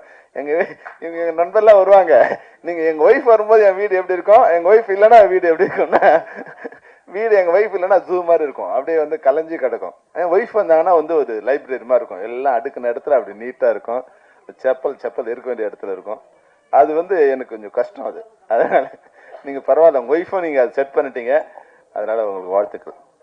மற்றபடி இந்த வெள்ளை குதிரை வந்து நிச்சயமா அதை பார்க்கும்போதே வந்து அந்த இவ்வளவு ஆரம் இருக்கு, உங்களோட மகுடத்துல இத்தனை வைரங்கள் இருக்கு. 1 2 3 4 5 6 7 8 9 54 இது இருக்கு உங்க வைரங்கள் உங்க மகுடத்துல இருக்கு.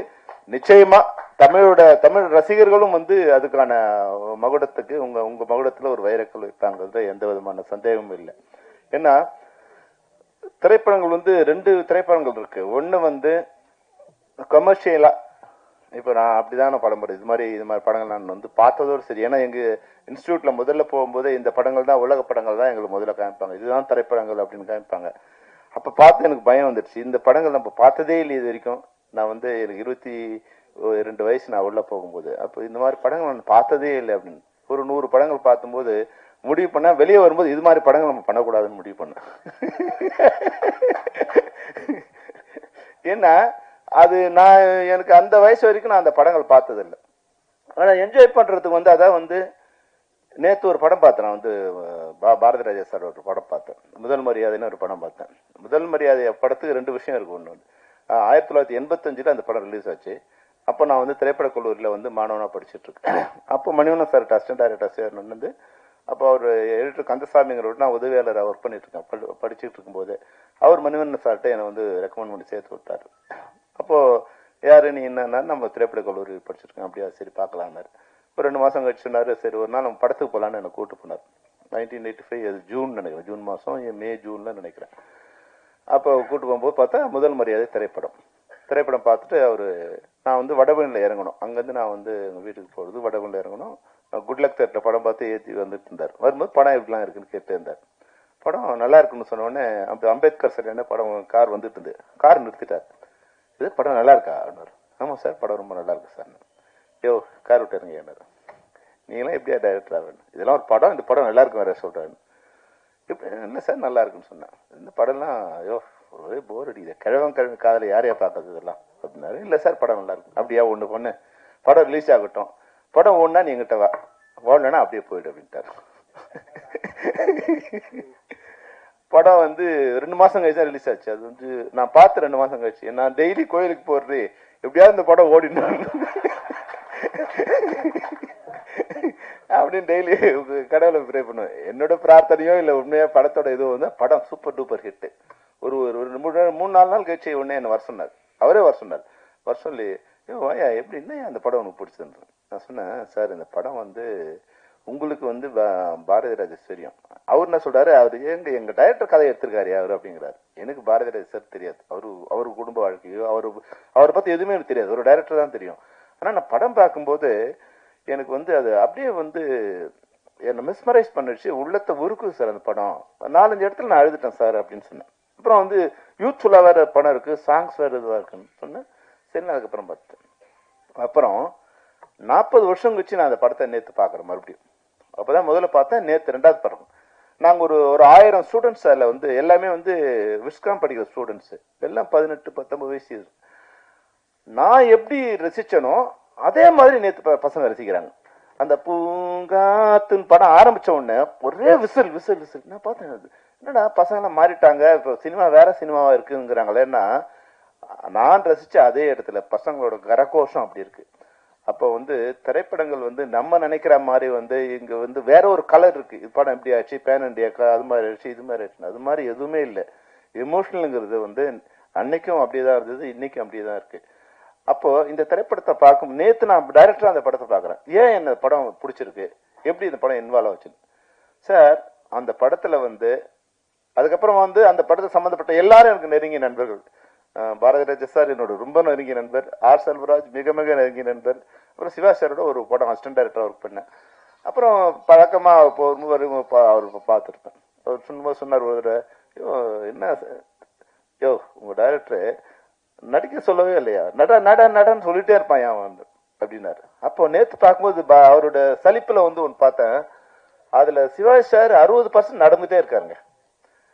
வேகமா நடக்கிறாரு, மெதுவா நடக்கிறார், சோகமா நடக்கிறார், சந்தோஷமா நடக்கிறாரு, லெப்ட்ல திரும்புறாரு, ரைட்ல திரும்புறாரு. அவர் சொன்னது ஒரு உண்மை இருந்தது. என்னன்னா எதுக்கு திரும்ப சொல்றானே எனக்கு தெரியாது. இல்ல சார் சார் இங்க பாருங்க பாருங்க அண்ணன் இங்க பாருங்க, நீங்க என்ன பண்ணணும், டேய் எதுக்குடா திரும்பணும், இல்ல நீங்க பாருங்க இங்க பாருங்க எதுக்குப்பா நடக்கணும், இல்ல கொஞ்சம் வேகமா நடங்க. அப்புறம் வந்து உடனே அண்ணனு கூப்பிடு சார், அண்ணன் வாங்க வாங்க இங்க நடங்க, சன்செட் யோ எதுக்குடா நடக்கணும், யார பாக்கணும், அம்மாவை பாக்குறேன்னா, பொண்டாட்டியை பாக்குறேன்னா, அப்பாட்டியை பாக்குறேன்னா, எதுவுமே சொல்ல மாட்டாயா. ஆனா படத்தை பார்க்கும்போது அது நேத்து நான் வந்து ஒரு அனலிஸ்டா ஒரு டைரக்டரா படம் பாக்குறேன். அதுல ஒரு கதையுமே இல்லைங்க. ஆனா கதை ஃபுல்லா வந்து இயக்குனர் மண்டையில தான் இருந்திருக்கு. அப்போ அதை வந்து ஒரு சிற்பம் மாதிரி அழகா செதுக்காரு. அதாவது வந்து பாரதிராஜா சார் மட்டும் இல்லை, சாரி சிவாஜி கணேசன் சார் மட்டும் இல்ல, அது ராதாவில இருந்து நடிச்ச யாருக்குமே நீங்க பாத்தீங்கன்னா காம்பினேஷன் சீன்ஸே இல்லை. அது ஒரு நான் அதுக்கப்புறம் அந்த இடத்த போய் பாக்குறேன், அது மாதிரி ஒரு வில்லேஜே இல்லைங்க. நம்ம கற்பனையில அவர் உருவாக்கிற ஒரு வில்லேஜே அங்க இல்ல. ஒரு மரம் செடி 2-3 கூட்டு அந்த ஒரு ரோடு இருக்கு பாருங்க, அதுதான் அங்க இருக்கு. அப்போ ஒரு கலைஞன்கிறவன் வந்து எவ்வளவு பிரம்மாண்டமான படத்தை உருவாக்கி இருக்காருன்னா 100 கோடி ரூபாய் கொடுத்தா கூட அந்த படத்தை நீ யாராலும் எடுக்க முடியாது. அவ்வளவு பிரம்மாண்டமான படத்தை அவர் உருவாக்கி. அப்போ ஒரு கலைஞன் தான் இங்க வந்து மிகப்பெரிய அந்த தன்மை வந்து இன்னைக்கு நான் சன்ராஜ் உங்ககிட்ட பார்க்கும்போது இருந்தது. நிச்சயமா அந்த தைரியம், என் படம் நல்லா இருந்தா எழுதுங்க, யார்கிட்டயும் அவர் கெஞ்சல, என் படம் நல்லா இருந்தா நல்லா இருக்கு எழுதுங்க, நல்லா எழுதுங்க. அப்போ அந்த கான்பிடன்ஸ் வந்து நிச்சயமா இயக்குனருக்கு உண்டான ஒரு கான்பிடன்ஸ் உங்களுக்கு இருக்கு. அது நீங்க எங்க இருந்து வந்தீங்களோ அதுல இருந்து கொடுத்து நிற்கலாம். ஆனாலும் அந்த தைரியத்தையும் அந்த உண்மையும் உங்ககிட்ட பாராட்டுறேன். அது போல ஹர்ஷா கூட வந்து இப்ப கதை எங்க வந்து ஒன்னாலும் எடுக்கலாம். நிச்சயமா எனக்கு ஒரு தயாரிப்பாளர் வந்து புலன் விசாரணை படம் பண்ணும்போது எனக்கு என்ன கொடுத்த கண்டிஷன் என்னன்னா, Vijayakanth sir only night call sheet தான், அதுல வந்து 30 நாள் தான் நைட் கால் ஷீட், அதுல படம் பண்ண முடியும்னாரு. நான் சொன்னேன் 3 நாள் தான் கொடுப்பீங்கனாலும் நான் படம் பண்ணுவேன். ஏன்னா இப்படியா நம்ம உள்ள வந்துடணும் இல்லையா. ஆனா 100 நாள் ஷூட் பண்ணுங்கிறது வேற விஷயம். அப்ப உள்ள வந்துடணும் இல்லையா. அப்ப எல்லா கண்டிஷனும் ஓகே தான். அவங்க கொடுக்குற கண்டிஷன் நம்ம வந்துட்ட பிறகு அப்புறம் நம்ம கண்டிஷன் அவனுக்கு வந்து செட் பண்ணிக்க வேண்டியதுதான். அதுதான் வந்து டைரக்டரோட வெற்றி. அப்போ அவர்தான் எனக்கு அது மாதிரி கண்டிஷன் கொடுத்தாரு. ஆனா உங்களுக்கு வந்து உங்க டைரக்டர் வந்து நீங்க என்ன கண்டிஷன் கொடுத்தீங்களோ அதுக்குள்ள இருக்கு. நானும் வந்து கேப்டன் பிரபு வந்து மலைவாழ் மக்கள் பார்க்கும்போது அது வந்து வேற ஒரு உலகம். அந்த உலகத்துல கள்ளம், கபடு, சூது எதுவுமே இல்லை. எந்த கதவுக்கும் வாசல் இல்லை, வாசல் இருந்தாலும் அந்த கதவுக்கு தாழ்பால் இல்லை, பூட்டு இல்லை. அந்த மனங்களுக்கும் வந்து பூட்டு இல்லை, வாய்க்கும் பூட்டு இல்லை. அவங்க என்ன நினைக்கிறாங்களோ அதை பேசுறாங்க. அப்ப உண்மையா இருக்காங்க, யாருக்கும் பயம் இல்லை, நாளைக்கு சொத்து சேர்க்கணுங்கிற அவசியம் இல்லை. அவங்களுக்கு என்ன காடு இருக்கு, ஏதாவது வேணும்னா போய் காட்டுல மலை தேனியோ இல்ல விலங்கோ இல்ல ஏதோ ஒன்று கொண்டு வந்து அவங்க அன்னை தேவைக்கு மட்டும்தான் அவங்க ஒரு ஒரு அனிமல் மாதிரினா நான் தவறா சொல்ல, பசிச்சா சாப்பிடும் அனிமல், பசிக்கலன்னா பக்கத்துல வந்து புலி பக்கத்துல மான் போனா கூட புலி திரும்பி பார்க்காது, அது மட்டும் அது வேலையை பார்த்துட்டு இருக்கும். அது மாதிரி அந்த மக்கள் எப்படி இருக்காங்கன்னா அவங்களுக்கு பசிக்கு இன்னைக்கு பசிச்சா இன்னைக்கு தேவைக்கு மட்டும் கொண்டு வந்துருக்காங்க. அவங்க வீட்டுல வந்து குடவுன் இல்ல, அடுக்கி வைக்கிற பானை இல்ல, எதுவுமே இல்லை. அப்போ அது மாதிரி அவங்க சுத்தமான ஒரு இதுவா இருக்காங்க. அந்த மலைவாழ் மக்களுக்கு தங்களுக்கு ரோடு வேணும், கீழே இருக்கிறவங்களோட பழக்கம் வேணும், எதுவுமே கூட அவங்களுக்கு பெருசா தெரியல. ஆனா இன்னைக்கு வந்து உலகம் வளர்ந்துட்ட பிறகு மருத்துவ வசதி, கல்வி வசதி இன்னும் அதே போல இருக்கக்கூடாது. பல இடங்கள்ல வந்து நிச்சயமா நான் வந்து கேப்டன் பருவானுக்காக வந்து இந்தியாவில் உள்ள, குறிப்பா தென்னிந்தியாவில் உள்ள அனைத்து மலை பிரதேசங்களும் நான் பயணம் பண்ணியிருக்கேன். கார்ல பண்ணிருக்கேன், ஜீப்ல பண்ணிருக்கேன், நடந்து பண்ணிருக்கேன். தமிழ்நாட்டுல வந்து ஒரு 60% பகுதிகளுக்கு வந்து சாலை வசதிகள் இருந்திருக்கு, நிச்சயமா இருக்கு. மற்றதெல்லாம் வந்து நீங்க ஒரு 10% 20% தான் இருக்கு. சில மாநிலத்துல வந்து 0% தான் இருக்கு. அந்த எந்த விதமான நடந்துதான் போகிட்டு இருக்கு. குறைஞ்சபட்சம் நம்மளுக்கு வந்து 60% அப்பவே இருந்தது. இப்ப நீங்க உங்களுடைய 123 கிராமங்களுக்கு இந்த சாலை வசதி இல்லை தமிழ்நாட்டில். இல்ல ஆனா மொத்தம் வந்து இங்க 6000 கிராமங்கள் அது மாதிரி இருக்கு. அப்போ நீங்க உங்க பர்சன்டேஜ் பாத்தீங்கன்னா வந்து ஒரு 2% தான் சாலை வசதி இல்லாம இருக்கு. ஏன்னா மொத்தமா வந்து இது போல இருக்கிற கிராமம்னா ஒரு 10 கிராமத்துல ஒரு 10ல இருந்து 50 வீடு தான் இருக்கும். அதிகபட்சமா 50 வீடு இருக்கும், குறைஞ்சபட்சமா 10 வீடு இருக்கும். அப்புறம் அங்கங்க போற போக்குல ஒரு குடிசையா இருக்கும். இது போல வந்து 6000 மலை கிராமங்கள் வந்து தமிழ்நாட்டுல இருக்கு. அதுல இவர் கணக்கு சரியானு எனக்கு தெரியாது. அப்போ 123 கிராமங்களுக்கு தான் இது போல சாலை வசதி இல்லைன்னா தமிழ்நாடு குறைஞ்சபட்சம் வந்து 6000த்துல வந்து 1% கூட வந்து 60 ஆச்சு. உங்க 2% தான் இது மாதிரி சாலை வசதி இல்லாம இருக்கு. அது வந்து மிகப்பெரிய இன்னைக்கு அது வந்து மிகப்பெரிய விஷயம்.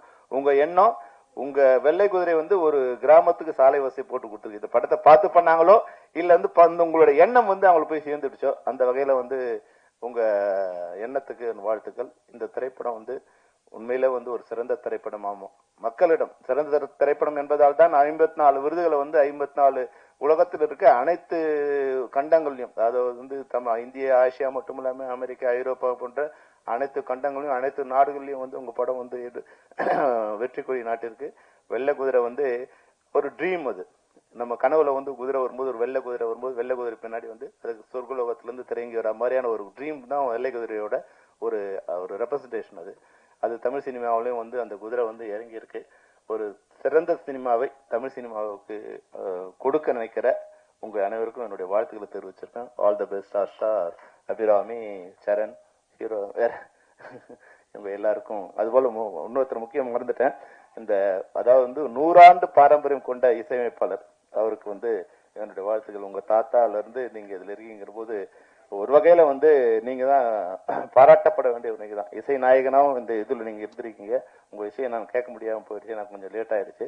ஆனாலும் வந்து நீங்க அந்த எங்க தாத்தா அது போல இருந்தாரு, எங்க அப்பா வறுமையில இருந்தாங்க. அந்த குடும்பத்தை பாரம்பரியத்தை வந்து மறந்துடாம கொஞ்சம் நம்மளுடைய இருட்டை வந்து வெளிச்சம் போட்டு காமிக்க விரும்ப மாட்டாங்க பல பேர். எங்க தாத்தா வந்து பிர்லாவா இருந்தாதான் சொல்லிப்பாங்க, டாட்டாவா இருந்தாலும் சொல்லிப்பாங்க. ஆனா எங்க அப்பா வறுமையில இருந்தாங்க கூட வந்து மேடையில வந்து கூச்சம் இல்லாம சொல்லி நீங்க வந்து அடுத்த வித்தா நீங்க வந்திருக்கீங்க. நிச்சயமா 100 ஆண்டு பேக்ரவுண்ட நீங்க இன்னொரு 100 ஆண்டு உங்களுடைய வெற்றி பயணமிக்க வேண்டும் என்று கூறிய வாழ்த்து பெறுவீர்கள். நன்றி, வணக்கம். வெள்ளக்குதிரை திரைப்படத்தின் ட்ரெய்லர் மற்றும் இசை வெளியீட்டு நிகழ்ச்சிக்கு வந்திருந்து சிறப்பித்த விருந்தினர்கள் மற்றும் பத்திரிகை நண்பர்கள் அனைவருக்கும் எங்களுடைய சிறந்தார்ந்த வணக்கங்களையும் நன்றிகளையும் தெரிவித்துக் கொள்கிறோம். என்னுடைய ஊடக நண்பர் பத்திரிகையாளர் அனைவருக்கும் பெரியவர்களுக்கும் நன்றி.